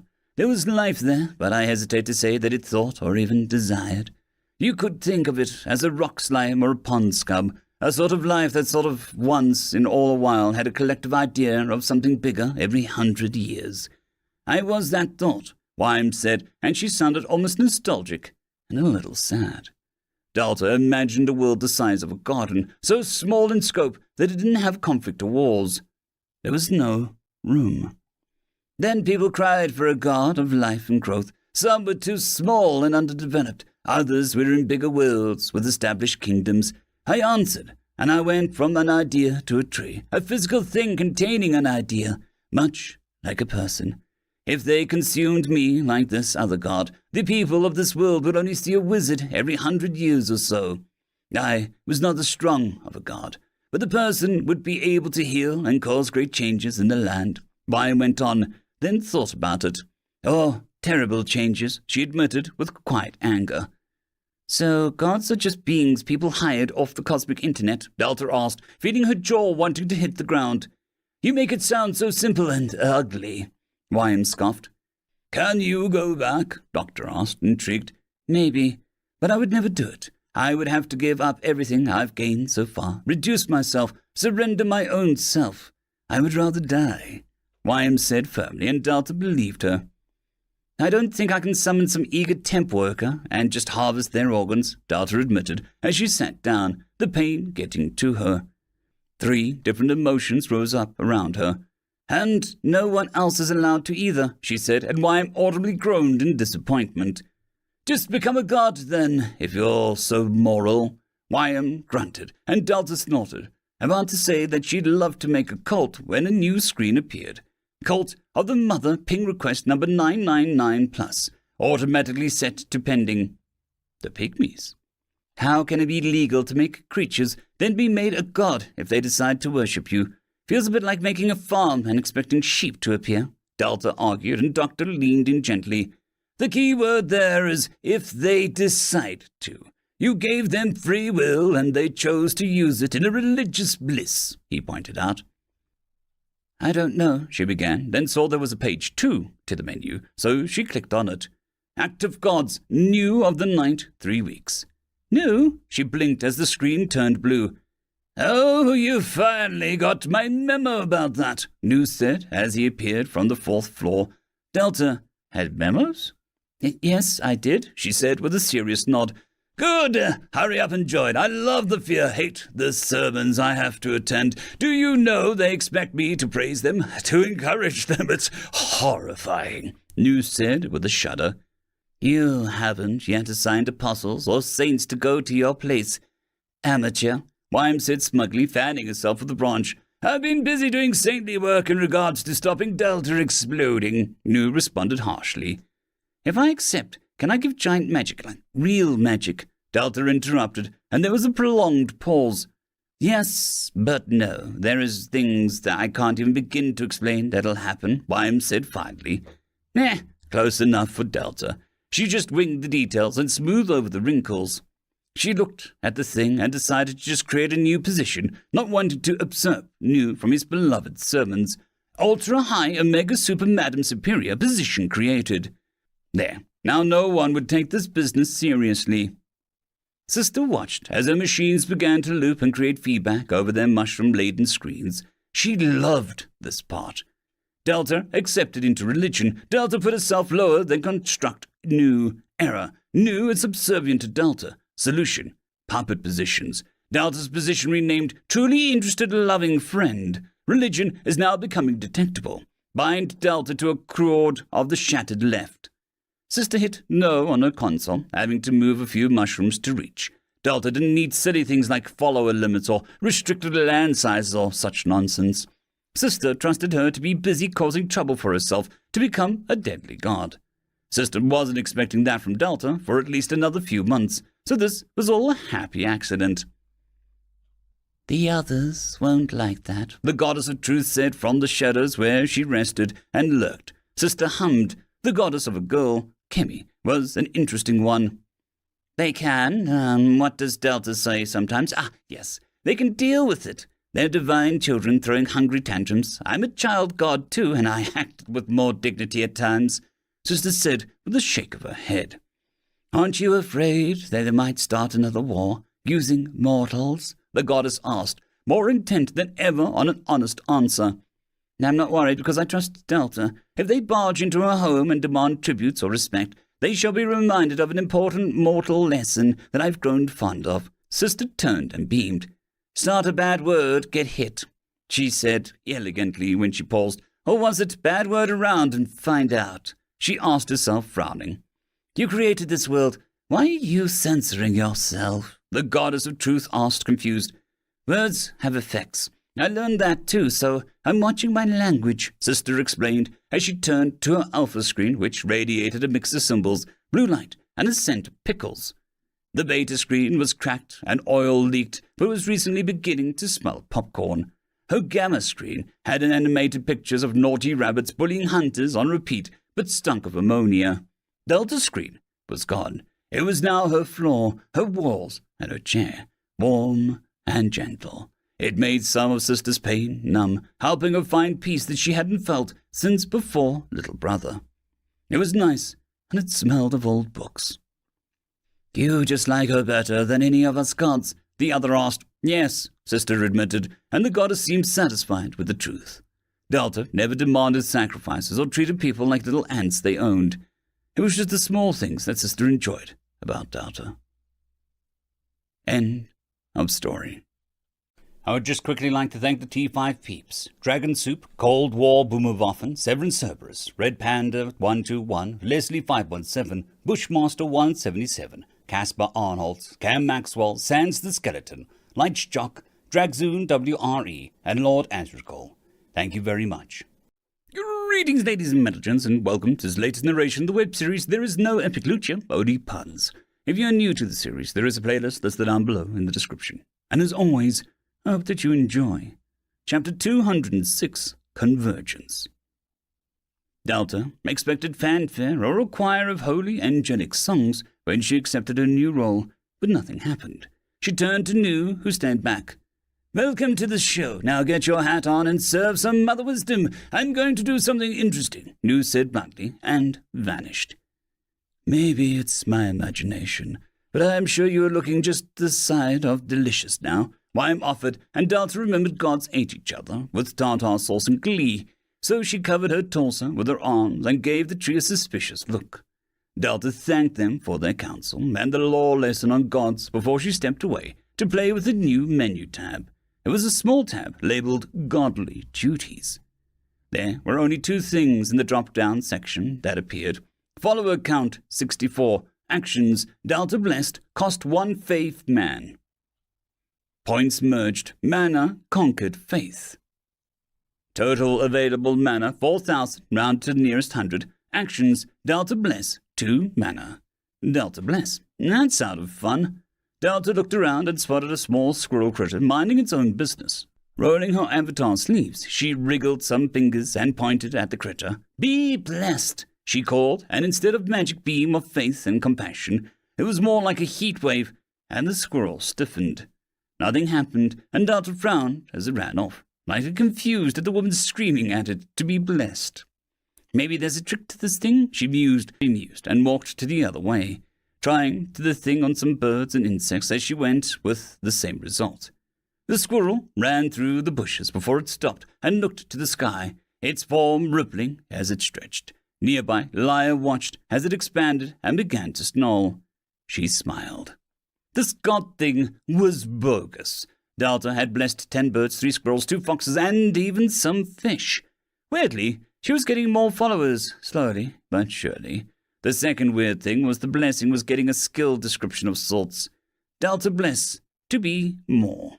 "Vega's not helping me give magic, and I don't want to use this on Giant just yet," she muttered and sat near Bob's basin.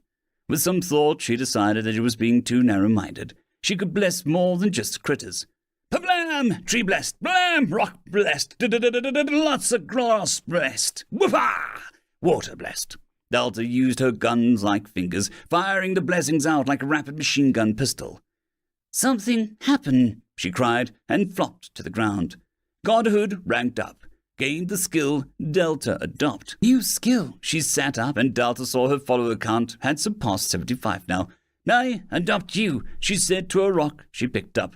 "Error. Rocks cannot consent to adoption." Delta pursed her lips, then used some mana to draw eyes on it and a smile. "I would love to be adopted. Golly gee," she said out of the side of her mouth roughly. "Error. Rock is not sentient." Delta could fix that. She lashed on some mana, shaped it, and even gave it a little power to glow.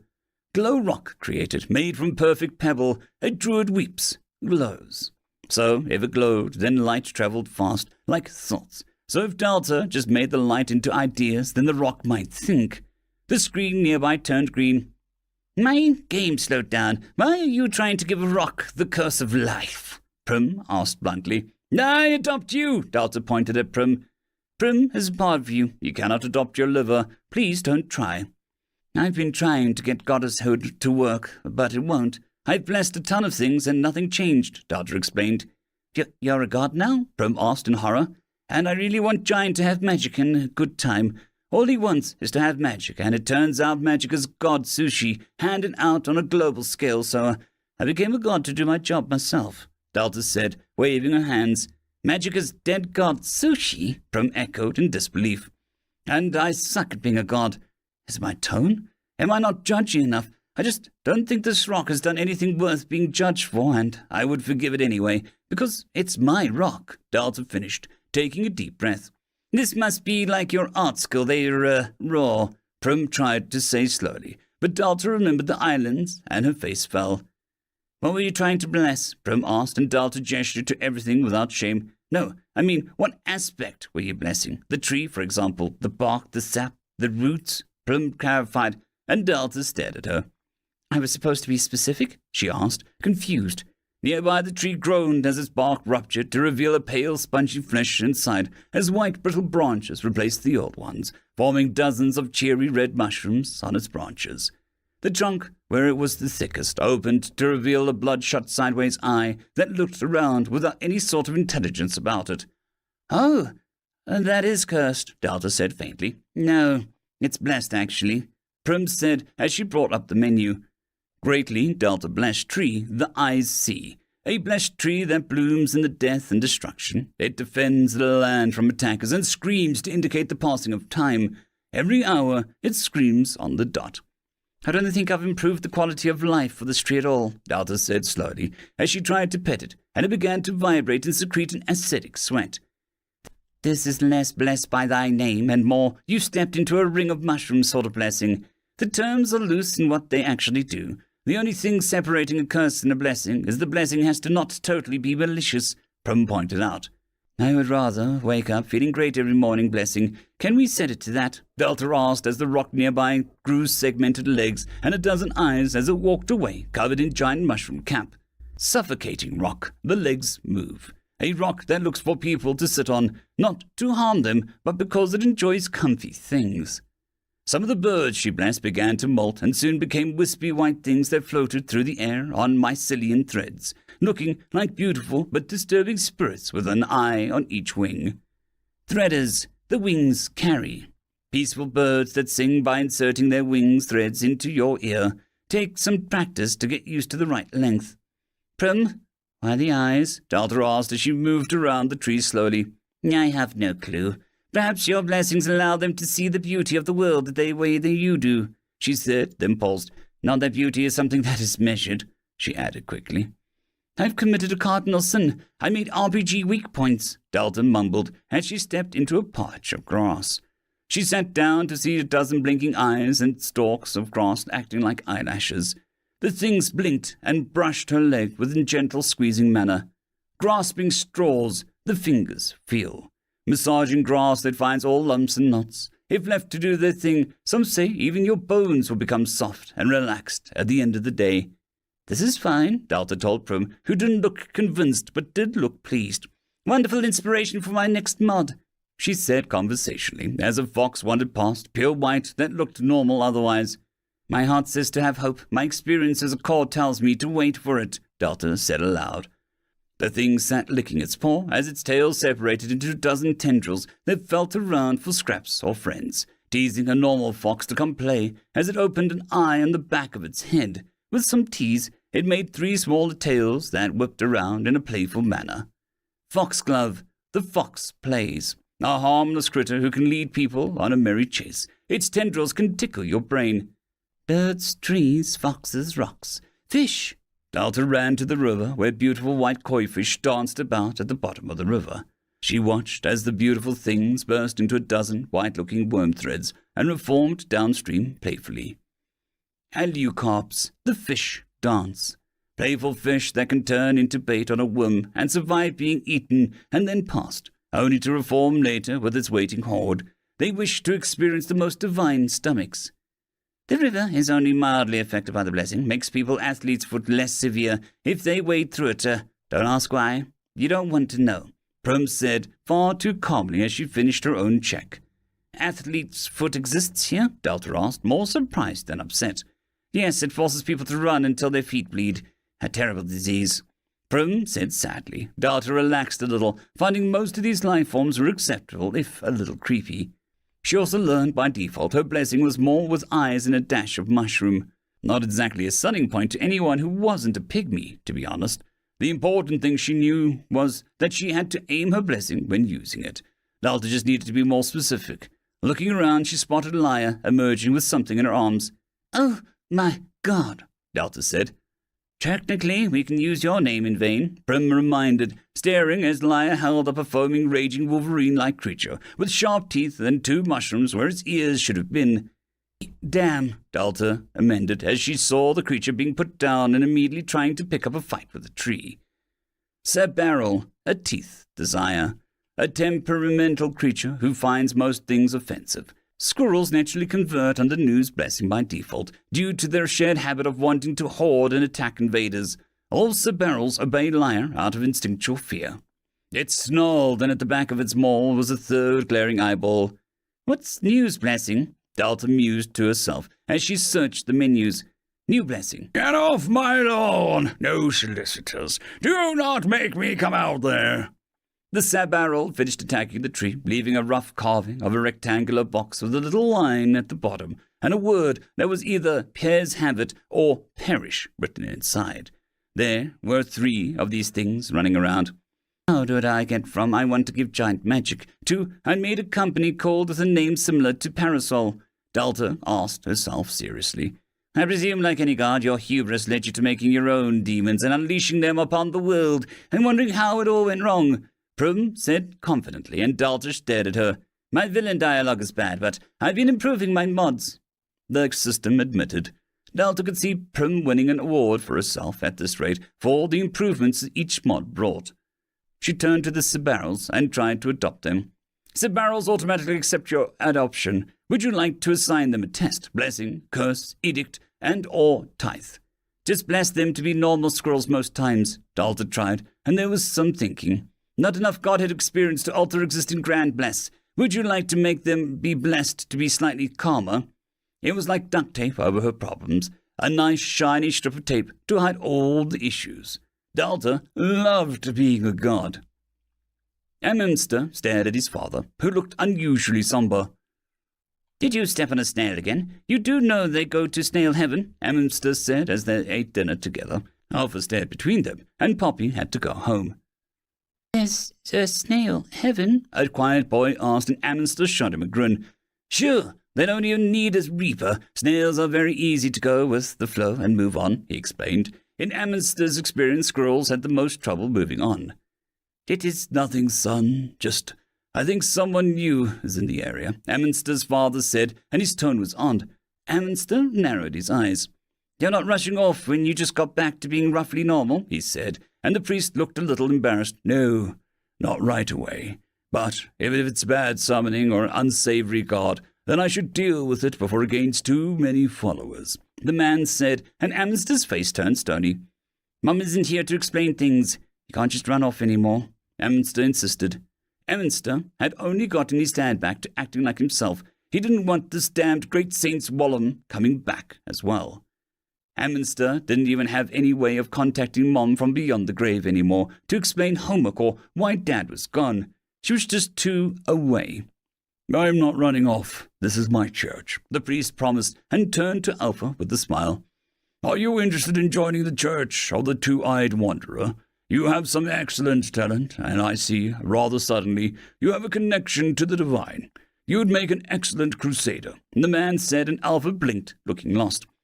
I don't trust religion, as it is an organized group focused around group worship of being that is societal expectations for me before and after I join, Alpha said politely, and Amminster nearly snorted into his soup. You need only swear off mutton and sometimes agree to get lost on the road to life and follow butterflies into the unknown, the man tried. Getting lost gives me anxiety, Alpha replied. You discover many wonderful little places with people in it if you do. People give me anxiety. And those people have amazing tales and culture. Culture gives me anxiety. I see. Church life isn't for everyone. I'm still between a priest or a dark gothic necromancer with a basement room somewhere, Amminster told Alpha, who thought about it. Death gives me anxiety, he mused. Anything that doesn't give you anxiety, Wallum asked kindly, as if he could get fetched and cover Alpha in it like a cloak. I like bagels and naps, Alpha said, sounding confident. A humble desire. I respect that, Wallum said, but eyes were still darting to a nearby window. Dad, Amminster warned, and the man looked apologetic. I just feel it, is all, he explained, and Alpha spoke up. You said that you were a saint. What is that? He asked, looking more interested in why Amster's father was acting weird than his own soup. Oh, it's very dry business. Wallum tried to deflect, but Amster was an expert at making his father engage people honestly. A saint is someone who has over a conceptual 10% of their god or god's power. So Dad has a lot of actual divine power in him, but it comes with some issues like being sensitive to other such beings and new religions. Churches are territorial, Amster said brightly. I'm very rusty. I thought that you were a saint when you walked in. Wallow laughed with a good-natured smile to Alpha. Did your god like you that much? Alpha blinked at Wallum, surprised at the information, as if he expected all gods to be capricious, selfish jerks, like Amster did. Oh, no, I couldn't get it to pay attention to me at all. When I summoned it, it didn't even want to stick around, let alone be my god, Wallum admitted, as he grabbed his glass of water. The glass was pale green as it sparkled with an orange light of dawn. But I followed it as it looked around, always looking around. I told it I wanted to be a hero, and I wasn't giving up any time soon, so it kicked me off the mountain, and I lost it for a week. Wallum laughed again. I found it in a bookstore, eating books like a meal, he said, and when it saw me again, it gave me a tiny bit of power. I could make coin flips truly unpredictable, even if they were fixed, he snorted. Then I just did good deeds, and sometimes it would cross my path, and I get a bit stronger. It seems to feel sorry for me, but I didn't mind. I was up against this evil necromancer who had me bound to a table with bones and talking about ruling the land with her iron fist. I managed to knock her off balance when she dropped some melted candle wax on me, and I screamed like a girl. So Amster's mother let me go, unable to take me seriously. Wallum went on, and Amster groaned as he told the story, but inside, he loved it. His dad was just being a goofy dad. I wore her down, and after winning the hand of the dark of my life, it was no trouble convincing a god to make me a saint. Wallum grinned, and Alpha was smiling a little too. What's it like being a saint? Alpha asked. Long hours with no thanks, Amster answered to his father's chagrin. Nothing really major unless I'm called down to end abomination dungeons. Made myself a name for that once or twice, the man admitted. Do abomination dungeons upset gods? Alpha asked carefully. Of course. Dungeons who break out of their confines and reach a god and consume them can create abyssal beings, fallen angels and choirs with eyes of evil and unnatural dispositions. Gods value their self, their total sense. Other gods don't take that, but dungeons do, Wallum said firmly. What if they go abomination and eat a god, but don't mean harm? Alpha pressed, and the man humoured his question, but Amster was giving Alpha an odd look. Well, even so, a dungeon that consumes a god will eventually bring their star closer, drawing in their tear in the night sky until it ravages the land. The dungeon who consumes a god literally grows a massive spotlight on themselves and puts the land in danger, Wallum said, sipping his water. A famous case is Blasted Lands of the ancient kingdom called Turtog. A dungeon must have consumed a new god because its star collapsed on a fetid place and left very little behind. The priest said, and Amster hadn't heard this tale before. So the god cannot go back, if it survived? Alpha asked, his eyes alert. I am not a summoner, but I presume it can go somewhere if it's rejected back into the abyss. Not home, but somewhere, Wallum guessed. How did you know a star collapsed? Does it give off a unique energy? Alpha pressed for more details, even taking Amster's father back. Yes, a god's star fell on that land, a thing of life and growth. It was a real shame, Wallum said sadly. But there are other things that eat gods, right? Other gods for power? Alpha looked nervous, bouncing his knee now. No, all gods must bend to the accord upon being summoned. The shattering war made gods limited, even new ones, Wallum explained gently, as if sensing Alpha was getting distressed. What's wrong? Wallum asked, and Alpha looked at him, and there was clear distrust in his face. There was a pause. I'm going to go do the dishes. Amster, why don't you walk Alpha back to the inn? Enjoy the cool evening air together, the man said, and collected plates and bowls. Alpha let Amster guide him out of the house and down the road before he sighed. I'm worried about Delta. She's dealing with, gods, he admitted, and Alpha looked highly uncomfortable about admitting it. Listen, Amster began, but he didn't know how to begin to assure Alpha that while gods were terrifying beings of power, they were muzzled, disarmed, and only able to get you if you let them. But he knew that wasn't exactly true. Alpha looked puzzled, but tilted his head as if to listen for something. Amster fought off a smile. I hear it. A whirring noise, Alpha said after a moment. Amster heard it a moment later, a whoomp of superheated hair and a strange chopping noise. Her girl suddenly crashed into the ground, creating a small trench which settled a second with splattering mud and water. "The gods attack with feminine charms," Alpha said, drawing his sword in a sudden aggression. "Ow!" the girl groaned, not sitting up. At her side a strange sword gurgled, and then it began to speak. "Please take all baggage when you depart Gamma flights," the sword said in a daze. "You said the suit had landing gear," the girl groaned as she shuddered. "I didn't say it was a good landing gear," the sword muttered to itself. Alpha walked over and nudged the girl over, the sword still in her hand. "Oh, it's a boy," the girl muttered with enough mud on her face that it was impossible to make her features out. "Another one. You and your cute boys. Wait. I know this one," the sword said, and the girl winced as she stood up, and Amster eyed the heavens to see if any more weirdos would drop out of the sky. "Apple," the sword seemed to call, and Alpha frowned. "That's not my name," Alpha warned, and the sword laughed with sheer delight. "Of course not. Remember, I call you Apple because your name is—" The sword began, before the girl twisted and tossed the sword into a nearby pond. "Screw you!" the girl screamed, her face swelling from the impact. The pond bubbled a few times before it began to steam uselessly, but the girl was limping down into town, looking like her body was still shaken from the fall and perhaps the flight. "Do you want the sword or the girl?" Amster offered. "Girl. I do not trust swords that might be thrown at me by bodies of water without provocation," Alpha said with a frown. Amster chose the rotten time not to ask for fish for dinner. Those bones would have saved him from the effort of getting wet. He sighed and began to wade into the water. "I get that," Beta muttered, looking at the ground. "I'd tell him when I visit." Beta nodded, as the Duke of Wrath continued to give her words of encouragement. He gestured past the massive pulsing tower of Delta to the horizon, where a portal out of the abyss would open soon. Beta's chance to get back to the world she was taken from by the ducks. She flexed a muscle, and then from her back, elegant black wings formed like liquid. "Dark Drake Wings Level 3, progress gained. The presence of a majestic specimen has increased the progress greatly." Turning, she moved with some speed, stopping before the tower as she put her hand on it and focused, causing the spongy flesh to collapse inwards into her own flesh until it became a second heart of salts. It beat like a peal of laughter. She stared at a dozen eyes appeared on her skin, more symbolic than functional. "Weird," she admitted, but it didn't bother making them go away. She didn't even use her own eyes now.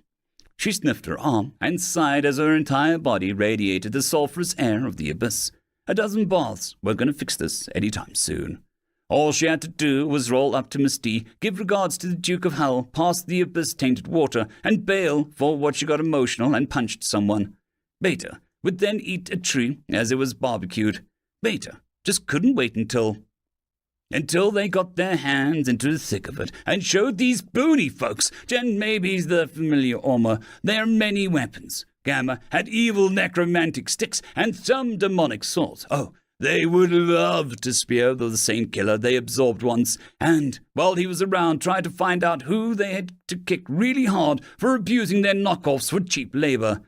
Gamma couldn't wait until he got back to Delta and figured out how to fight a god. Alpha was mostly worried about that, but something about the air was charged. He knew that charge from the time before Delta. Unescapable questing, a touch of destiny.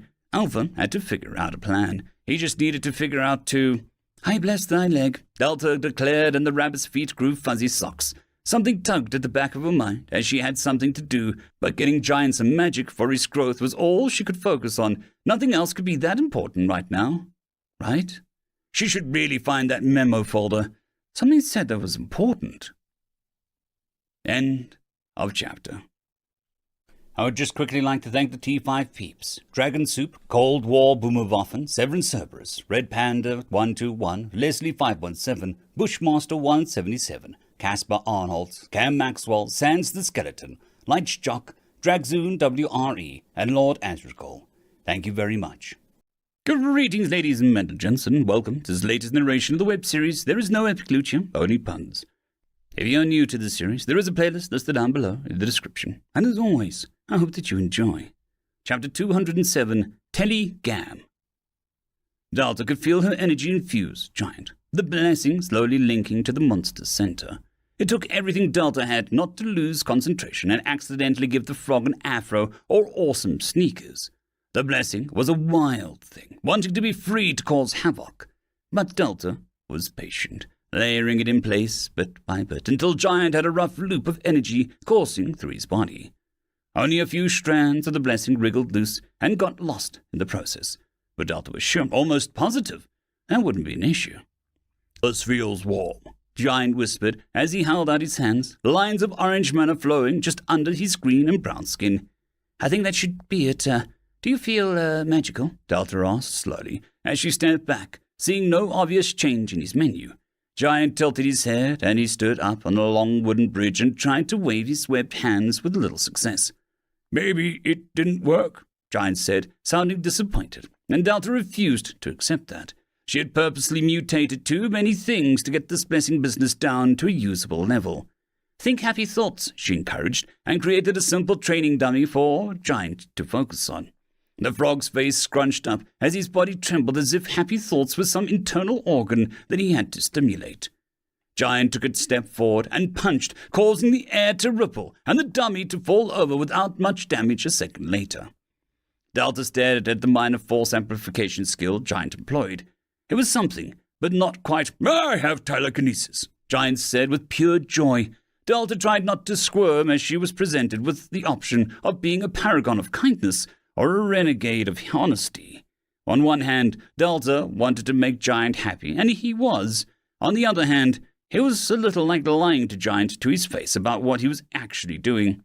"Telly fist!" Giant cried and rapidly began shadowboxing, creating little ripples of displaced air, followed by sharp popping noises. The blessing inside him didn't budge, but Delta guessed it didn't matter. Giant's happiness came first, and the study of the shapes second. Magic was a distant concern in the grand scheme of things. "Telly jump!"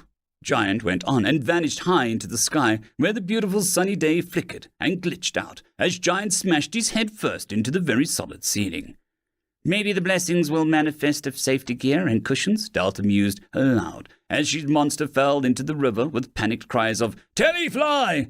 She watched as Rail helped his brother out with a boisterous laugh, making Giant look pleased but embarrassed. "Ha ha ha! Giant heart of the fist!" Rail declared, and Giant brightened like that was something he hadn't even thought of. Delta smiled, watching the scene with deep warmth in her chest as the single thread of self began to weave its way through Giant. It wasn't magic, but it was magical how sometimes the small things were enough.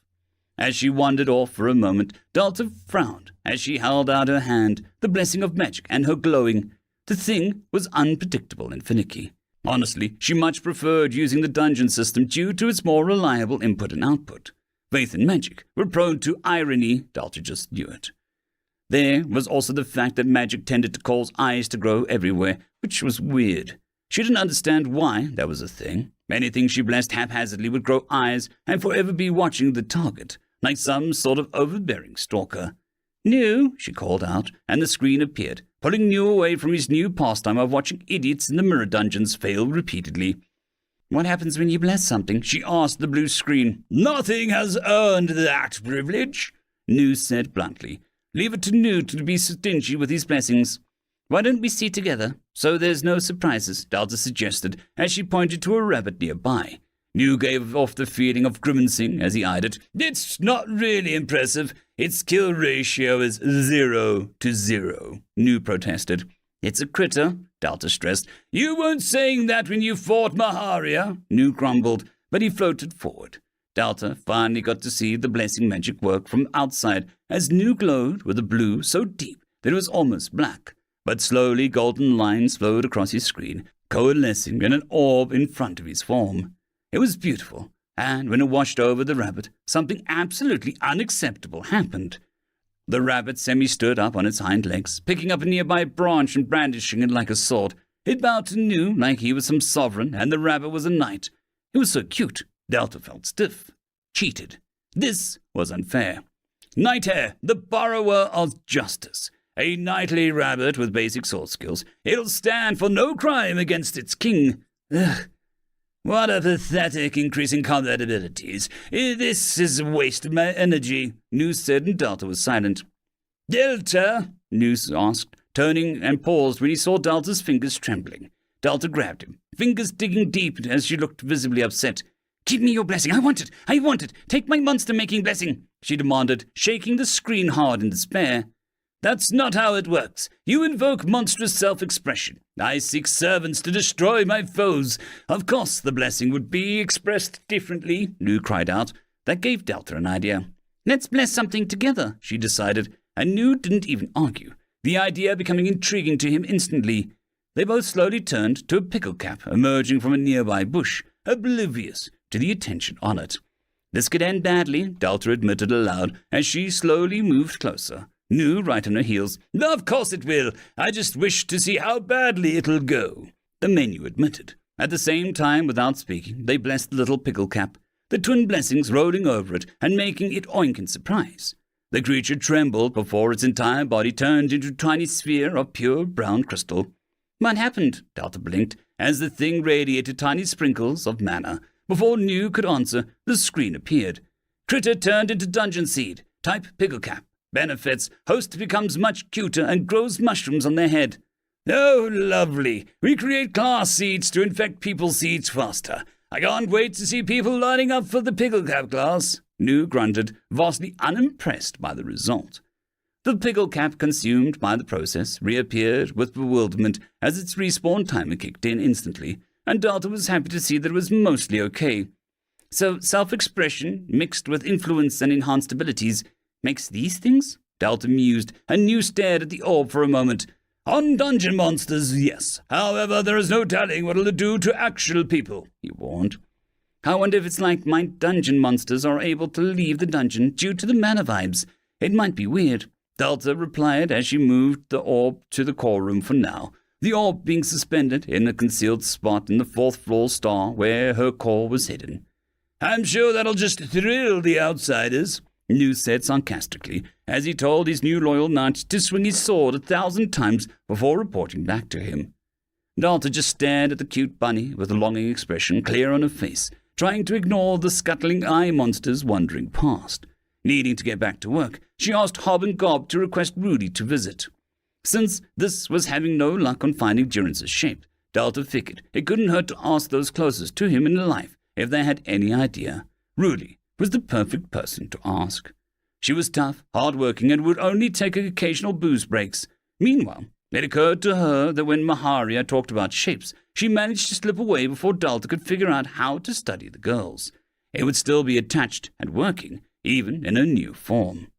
Anything that could get Delta closer to letting Durance the Mimic grant her access to the echo that it had trapped was one more step to helping everyone in this world. "You're a real pal, the sword commented as Amminster dried himself off slowly, with a towel in his room. The sword thrown aside by the strange girl did not stop talking. Amminster eyed it before he sat down on his bed, Gamma leaning against the wall nonchalantly. "You upset that girl pretty badly," he commented, and Gamma hummed as if it was a thing that just happened around him. "Beheaded the wrong vampire," he admitted, and Amminster barely had time to digest that when Gamma continued. "Thrice," he added. "That's a lot of murder," Amminster said slowly, wondering if he brought a cursed tool into his home when Gamma snorted. "I didn't want to slow down, and she did the swinging. I just told her there was a vampire coming up. I only got details of their faces when we were already shooting past," Gamma admitted. "That seems reckless. Vampires could die from that, you know," Amminster responded. From what he learned from Mr. Jones, vampires grew increasingly hard to kill as they aged, to the point that beheading was merely a step in the process for some. It was something to do about the mana that drained from people's blood or something.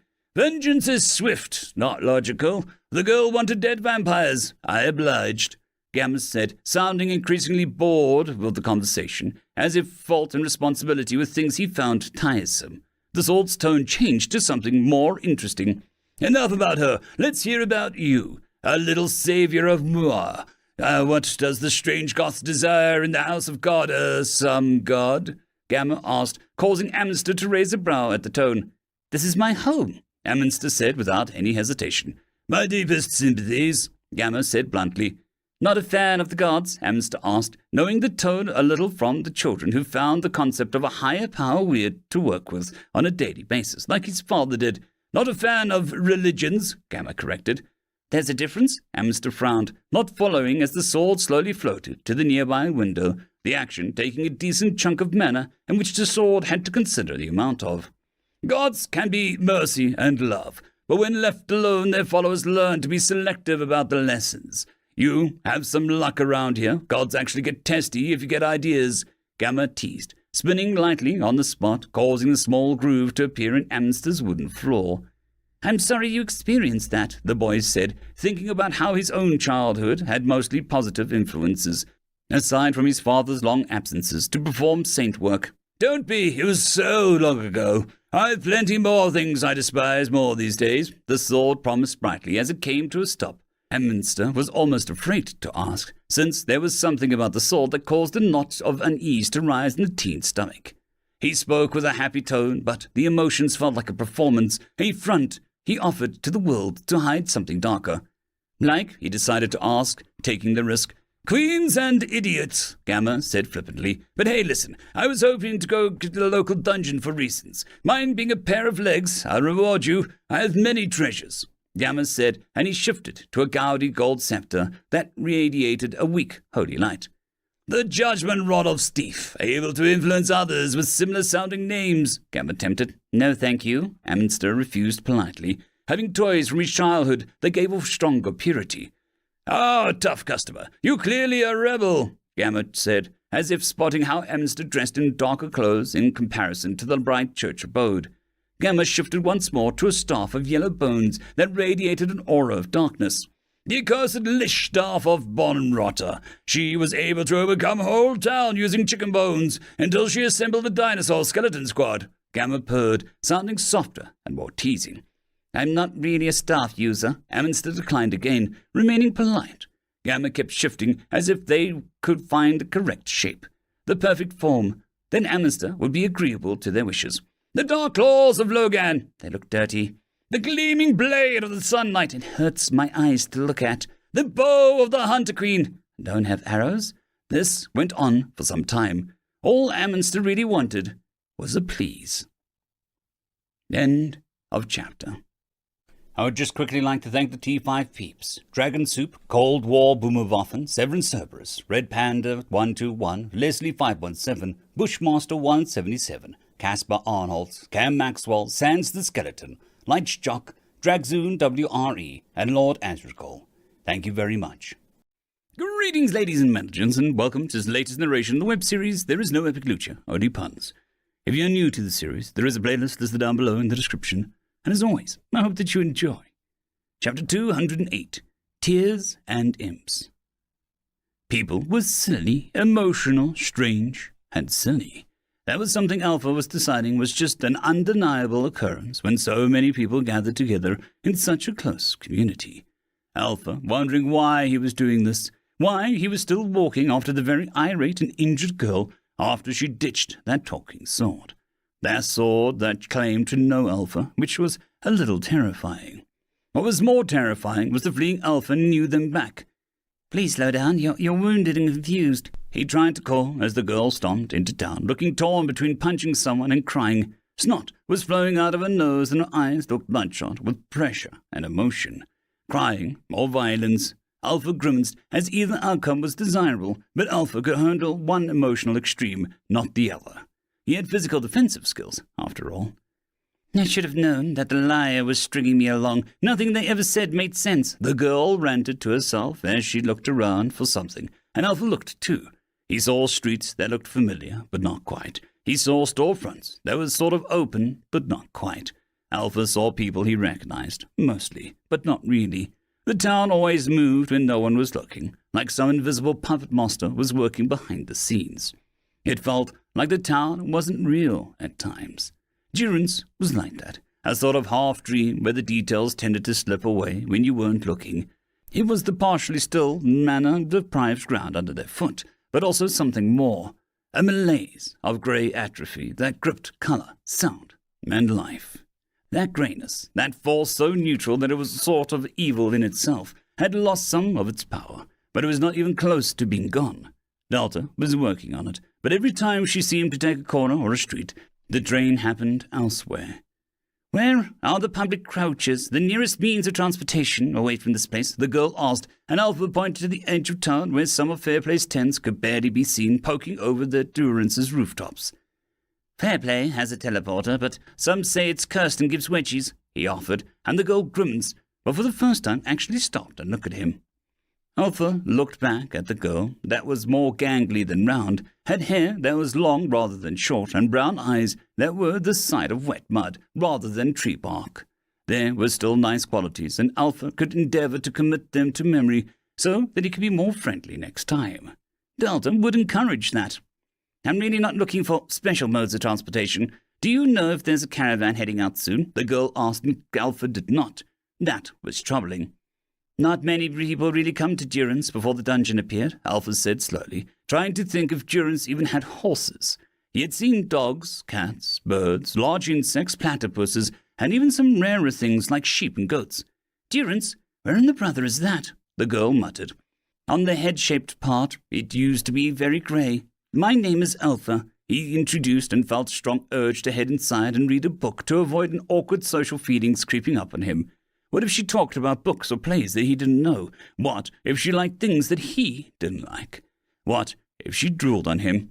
Esma came in the distracted response as she peered into a nondescript storefront, and inside counters and tables looked to be growing out of the walls organically. How did you meet up with that sword? Alpha asked Esma, and turned and scowled back on her face.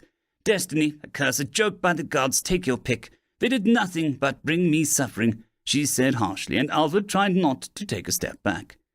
Here was nothing but a handy hand for Gamma to get around, Esma said tersely, and Alpha's entire body jerked at the name. The familiarity of the missing piece just falling out of the sky was unthinkable, and the fact that the moment Esma said the name, a strange wave emanated outwards. That never happened when I said their name before. When I was holding them, Esma said, looking taken aback as the dark magic fled to the four winds with an ominous slithering. Alpha reached out and snatched one, his own energy containing the spell that fought him with a mixture of corrosive touch and invasive energy theft. He, however, was a student of Delta and supposedly a hero of the people. It was a complex piece of magic, and Alpha could be impressed if the spell wasn't so stuffed with the molten feel of greed, the writhing anger of the insane, and the promise of pain. Alpha focused and crushed the magic, analyzing it real time. It was weird being the archmage of this world. It made things in his mind make sense without explaining why. Alpha had always seen magic like a computer code. If he did the sequence correctly, then a result would appear. Then he had gained his wizard name and the new role. It would be fair to say Alpha had only the surface understanding of magic. Spells were a mix of someone's seed, their mana, and something else. A trinity that existed in all magic users. Every wizard had 3 innate parts to them that touched, leaving an empty space in the middle where the parts didn't connect. Every wizard had 3 talents and 1 weakness. Alpha's strengths were magic, growth, and focus, while his weakness was emotions. It was something that he was working on, but emotions, the complex human conditions, would be forever a struggle to him. Quis was another wizard Alpha saw for the first time after this new role. Quis was fire, soul, with control being his weakness. Alpha didn't know how it was possible for a wizard to have the same strength twice, but it definitely was impressive. The spell in Alpha's hand was newly formed, but not newly created. It was old magic from a magic user who had at least 1 part greed to their trinity. It was a disturbing concept that someone could make a weakness their strength. As Alpha eyed the spell, his trinity turned slowly through his soul, creating an echoing hum inside its shape. What is that? Esma demanded, and Alpha blinked, having forgotten she was there for a moment. A powerful tracking spell. It appears when you say a specific word, and it lets a few different sources know where you said it. Not just said casually, but with actual emotion. Only caught one end, not all of it, Alpha said, as he squeezed the magic, causing it to crumble into dirty golden flakes. The sight of it made his stomach churn uneasily. Tracking spell for Gamma, she said, with actual incredulity, then forced herself to calm down. They are sort of powerful if you can put up with the quirks. I couldn't, she said bitterly.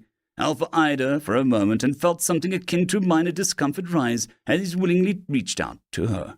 Before Delta, he would have used his high-level stealth skills to vanish from sight and use his archery skills to propel himself out of speaking distance.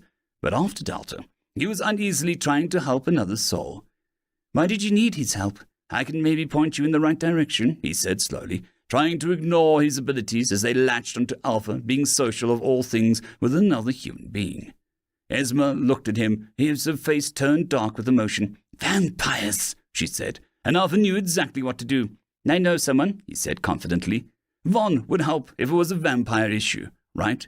Alpha could help Esma and find a vampire, and Von was a vampire. It was basically a quest for success in motion. Mr. Jones was grading papers. His homework assignment had been, what do dungeons do for the world? Most of the reports were generic, but showed study and effort. There were a few standout ones, however. Grimoire simply taped a gold piece to a piece of paper and submitted it. Mr. Jones gave him near full marks for symbolism and poignant points. One of Mrs. Dabbergast's daughters submitted a full artistic piece of a goddess-like figure, calling to nature folks, bringing in an age of redemption and healing for the world. Mr. Jones awarded a lot of points on an artistic take. Poppy wrote a poem. In a mirror that shows a monster with a quiet face, a dungeon in this town showed them that monsters can love. In a mirror that shows a monster with tears, a dungeon showed them that it's okay to smile. Leo's project was a music box that was oddly subtle for the boy. Mr. Jones could tell that it had been handcrafted with only some help from Dio's father. The novice groove marks, in the contrast to the masterwork that made the smaller parts. It played a simple tune that Mr. Jones knew was a bad mimicry of a tune his mother sang. He had pondered that for a while, stumped on how to perceive it. Since it wasn't another squirrel, he gave Dio full marks. He wasn't sure what it was, but this world was infatuated with squirrels of all sizes and types. If it wasn't Dio, swarms of them vanished into the world at a time, indicating someone was collecting them. He was about to move on to Ammonster's report when he paused. He frowned heavily as he put down his pen. His awareness detected an intruder. Anyone, not a student, guardian, or invitee, was an intruder to the knowledge demon. He stood up, and his reality folded, shifting from an innocuous schoolhouse to a death trap that caught the intruder rather easily. And Mr. Jones stared down at the pathetic imp demon inside a cage made of recycled arts and crafts projects. Mercy, I come here with hellish intentions, the little insect begged, and Mr. Jones released it with a thought. Tell me why I should not turn you into a frog and let my most unruly students dissect you, Mr. Jones said bluntly. He really didn't enjoy other demons for company. They were so boring, so set in their ways with their same politics, with their same results. Demonic advancement in any field was at least 3 times slower than the mortals across the board. To Mr. Jones, a child's mistake on the most basic mathematics was more precious to him than a demon king's tortuously slow edits to his dramatic plays of the woman who slayed on the silken battlefield.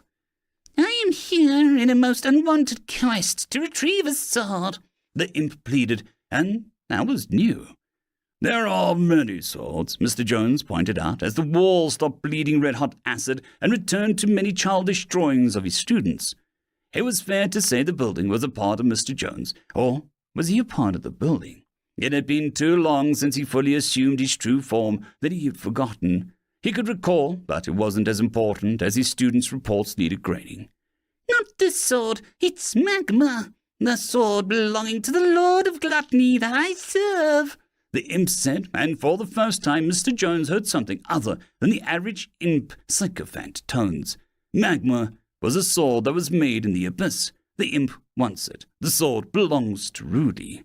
Knowledge was Mr. Jones' forte, and the fact came quickly.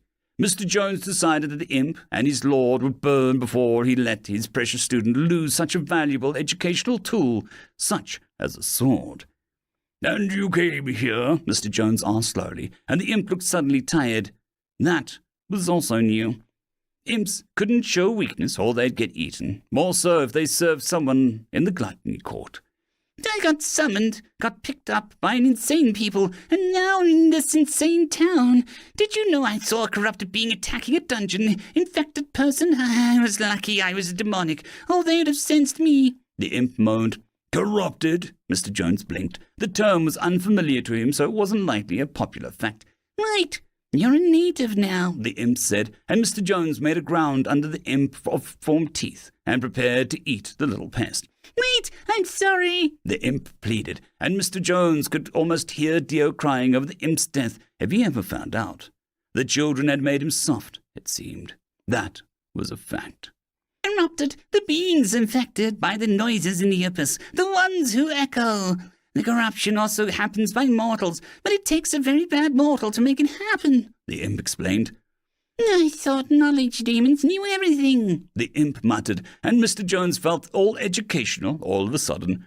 A common misconception. A knowledge demon can learn most knowledge in a given area. The closer they are to the fact, the faster they subsume it. Facts in the demon world are slow going for me, but the local gossip is right for me to enjoy, he explained. But you've been in this world for a long time. It's in your aura, The imp said slowly, respectfully. And thus I know more than most of my kind. I accepted a terrible deal and gained wonderful benefits, Mr. Jones agreed. So, you know where the sword I seek is? The imp asked, looking excited. In its essence has been in the dungeon. You should look there for clues, Mr. Jones said, not lying, not really. With luck, the dungeon would take the imp as a new toy, a little friend for the dark drake that Mr. Jones was nervous about offending. All the knowledge in the world versus a bad roll of the dice. Mr. Jones knew which was stronger when it came down to it. Now, for my payment, he began, and the imp froze in the midst of his hand-rubbing. Payment? He echoed. You are not one of my students. You are not a concerned parent. You are not one of my nightmare adult students learning their numbers. You're not someone I even liked. Why would I give you knowledge for free? Mr. Jones asked, his hands reaching across the room in an instant. What do you want? The imp begged. Children with empty heads, Mr. Jones said, and instead of horror, the imp lit up with excitement. What? I know a kid, Mass, he said, and the name sent a tingle up Mr. Jones' spine. A tingle that needed to be educated. Until sundown tomorrow, you are safe. Fail to bring me Mass, and you will be my slave, Mr. Jones said, and the binding circle appeared in the imp's head. The good slave or a bad slave? The imp whimpered. You'll clean the toilets, you'll peel gum, you'll be a recess monitor, Mr. Jones hissed. The imp had the audacity to even look happy. No more gluttony, sheet changing, he whispered. Mr. Jones hated gluttony demons. They ate the fun out of everything. End of chapter. I would just quickly like to thank the T5 peeps. Dragon Soup, Cold War Boomerwaffen, Severin Cerberus, Red Panda 121, Leslie 517, Bushmaster 177, Caspar Arnholtz, Cam Maxwell, Sans the Skeleton, Light Jock, Dragzoon WRE, and Lord Asrical. Thank you very much. Greetings, ladies and gentlemen, and welcome to this latest narration of the web series There Is No Epic Lucia, only puns. If you're new to the series, there is a playlist listed down below in the description. And as always, I hope that you enjoy. Chapter 209, Wine Time. Grim frowned as the voices of protest rose with increasing irritation. Why are they moaning at me? He muttered to himself as he looked down at the rabble on the ground floor. Something about being a guildmaster, I presume. Came the annoying voice of Grim's royal guest. Princess Surma walked past, eyeing the adventurers demanding answers for the newest problem that they were running up against.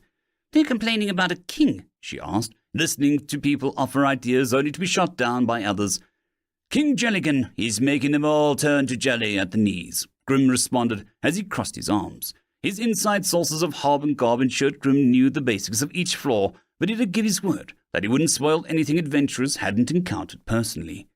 Hey, boss, surely someone must have beaten it. There are too many here for them to all have failed. Surma blinked, and Grim knew that she wouldn't believe any ideas of a peaceful dungeon. She presumed them to be bloodthirsty or so close to gods that they didn't think like people.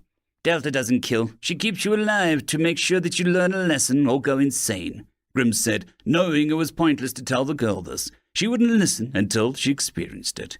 Putting the moral issue aside, how has no one in the group this diverse discovered a weakness? Surma deflected, and Grim pursed his lips as he listened to people argue. We used fire axes, and he was as big as a house. He smothered us like a wave of blueberry death. A woman yelled in anger. Grim snorted. Fire axes on a being used in a dragon skull for a home. Were they adventurers or just arsonists with axes? Psst. We used ice magic, and it shattered into a dozen ricocheting ice cubes that knocked out Daryl's teeth.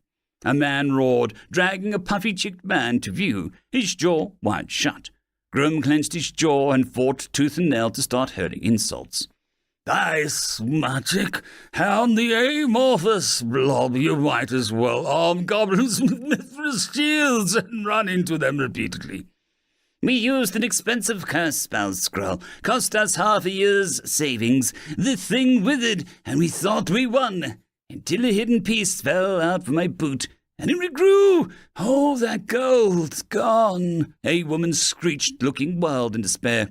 Idiots, Grim said, and his voice echoed around the guild hall impressively.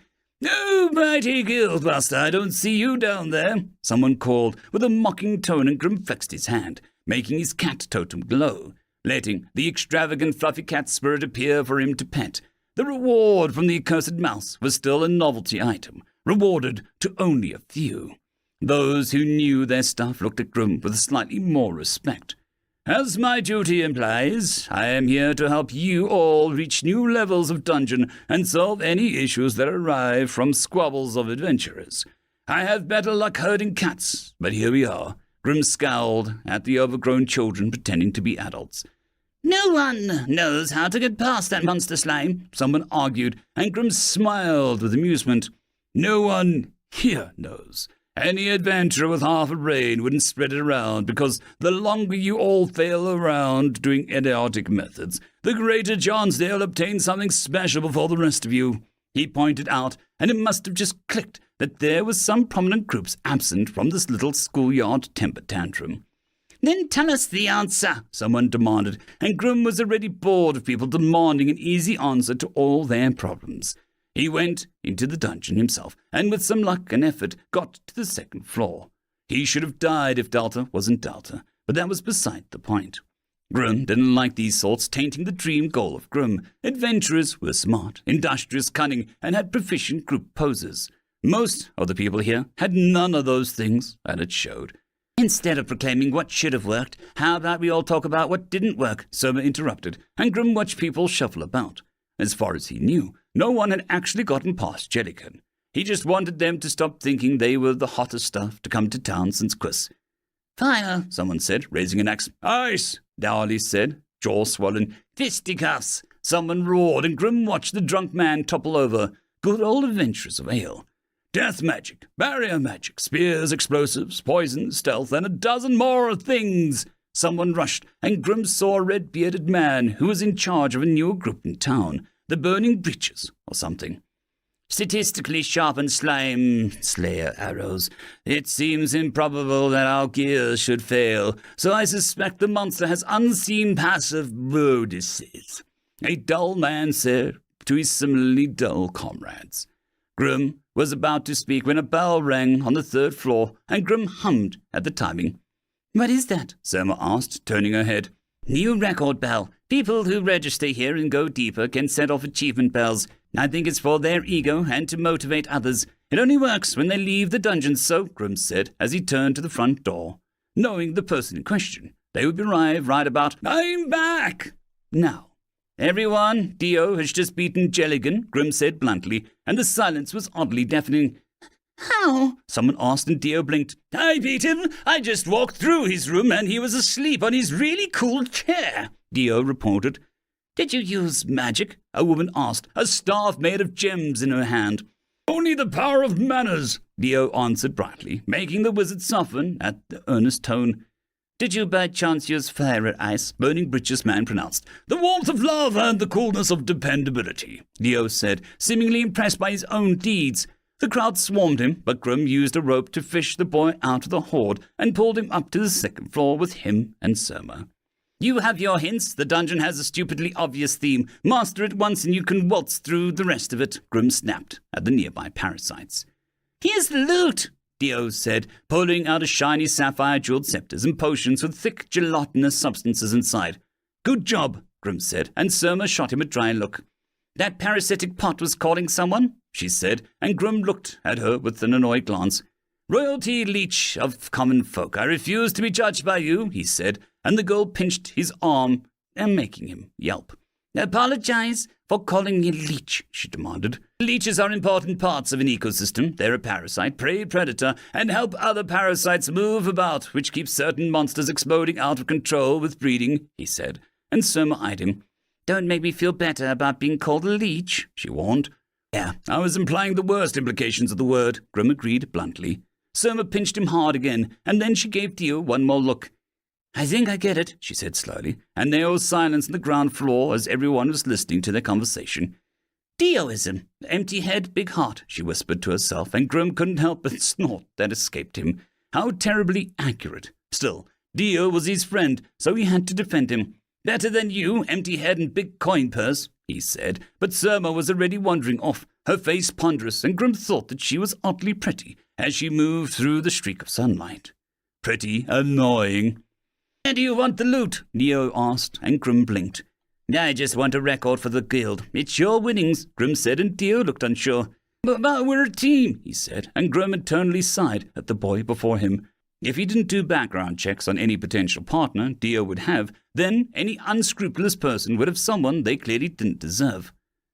Can I have the sack? He pointed to the bag Dio carried the stuff in. The bag? Dio blinked again. I ripped my last one. I don't make a big deal out of it, he said, chiding Dio, who was left holding the fabulous potions and scepters. He was going to look forward to a certain princess doing her first dungeon run soon. He would get popcorn and refreshments for the event. Princess performs poorly, he would call it. Maybe royalty really regrets romp. A shape, Quiz said, staring at the questioning goblin through a mild hangover. Cobb, or Knob, or Slob, or whichever one it was, nodded at the question.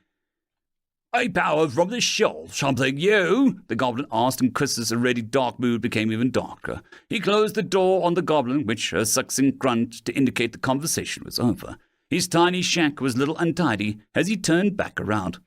Have you heard about it? An ugly green snout pressed against the single window, and Chris shut the ratty curtains on the goblin, making the inside of his hut even gloomier. Damn pests, Quiz said, and stepped over more annoying garbage. You have failed to dodge them for too much more than some time, Seth said, reading a book and leaning back to let Quiz pass. I will damn try. Do you have to be here? This place is not big enough for both of us for longer than a few hours. Why did you have to sleep here? Quiz asked, trying to search for a bottle of whiskey that he had hidden somewhere behind his unused and dusty cooking pots. Apprentices stick together, Seth said in a perfect quote. We're not apprentices anymore, Quiz retorted back, as he found a bottle, but the contents had turned to sludge, so he kept looking. We were never graduated. Us did not rise from humble ranks, Seth said, turning a page, and Chris wanted to throw a pot at his fellow magic user and his annoying broken tongue. Slowly, Seth did look up, and the room cooled a little, the contrast between their two natural auras sliding against each other for a moment. You indeed think of the shape. We know of the shape, Seth said, and Chris paused in his searching, standing up to slam the cupboard doors closed. We know of the shape because our master had one. We do not. We know nothing about shapes other than they don't do crap against evil god trees and insane towns, Chris said, quietly, and his fingertips glowed red-hot when he laid them on his counter. I remember her gift. She did name it oddly. Was it its label, a title? Seth mused, Chris's fingers cooling as he thought of their master. A chipper smile so easily recalled, even in his attempts to numb it with alcohol. The super-duper lucky magic of unification. She could make things work together. She could make opposites coexist, he whispered. She would smile at Delta, Seth said, and Chris found a tiny bottle of cooking sherry and took it back with him to the floor where he sat next to Seth. She would have enjoyed it more. She should have enjoyed it so much more. This world could have used her, not us. Not me, Chris amended, and downed the terrible liquid. Is that why you continue her life? Why you took this occupation? Live in this little box? Seth asked, and Chris didn't answer for a moment. They weren't happy when I showed up and not her, Chris snorted at their memory. You are a marvelous postman, Seth said intensely, his focus over the language fading at the indignity. A peacekeeper is special. One that promotes peace and lets everyone harmonize is one thing. One that burns everything to the ground is quite another, Chris reminded. Master was meant to be here, but they got most lotto winning. They got Chris. Seth insisted, and Chris appreciated the support, but knew that it was only one part of it. I didn't have anywhere else to go. I was just killing time, and it wasn't killing me right back, he admitted quietly. He wished that this bottle was stronger, and he looked at it sadly. Seth sighs, putting his finger on the bottle of sherry, and before Chris's eyes, a dark wine began to fill the bottle. You can make alcohol, Chris said, staggering at the sudden magic. I am Liquid Wizard, Seth said proudly. Please, never call yourself that again. We're in a small contained space and pressed against each other, Chris muttered, sipping the bland wine. I shall be Royal Spray Magus, Seth insisted, and Chris choked on his wine, trying not to snort at his friend. You're an idiot, he said, and Seth winked. So, you have no shape so far? Seth asked after a moment, and Chris hesitated before holding his hand out and summoning his soulfire. That looks changed, Seth commented, all serious at the silver flickering flame. It started to change when I did some work in the dungeon. Felt like the first bit of progress in years, Chris said, as the fire was more of a rounder shape with far less wasteful cast-offs. What is the difference now? Seth asked, peering at the flame. Chris almost thought that he didn't know, but deep down, he found the answer, and it wasn't something that he would ever admit to someone other than Seth. Hope. I think I have hope now, he said with a small voice. You are no longer all pain, Seth said, with a smile, and Chris put the flame out and gave the water mage a look. And what about you? No special power at all? He asked sarcastically, and to his surprise Seth's ears turned pink. Seth, he said slowly, and the man sighed and held out something. A mirror? He asked, trying to keep his tone neutral, as the thing seemed to be made out of Seth's magic, but something else. Just a glass, Seth agreed. It came to me when I came here, when I rejoined you, as if seeing you made my lungs feel at home, Seth said, and Chris was sure that it was more poetic than normal speak. And it doesn't do anything, Chris asked, holding it aloft. Just a glass, Seth repeated sadly. So who needs shapes when we can throw ice spears and fireballs, Chris toasted, and then tapped Seth with the bottle, giving him a long look. Seth eyed the empty bottle, and he looked nervous. Under the floorboards, Hob wrote notes after dropping his eaves. His notebook was expertly written in his humble opinion. Hoiper? Under that was a much bolder word. Wine. Lots of wine. End of story. I would just quickly like to thank the T5 peeps. Dragon Soup, Cold War Boomerwaffen, Severin Cerberus, Red Panda 121, Leslie 517, Bushmaster 177, Caspar Arnholtz, Cam Maxwell, Sans the Skeleton, Lightjock, Dragzoon WRE, and Lord Asrigal. Thank you very much.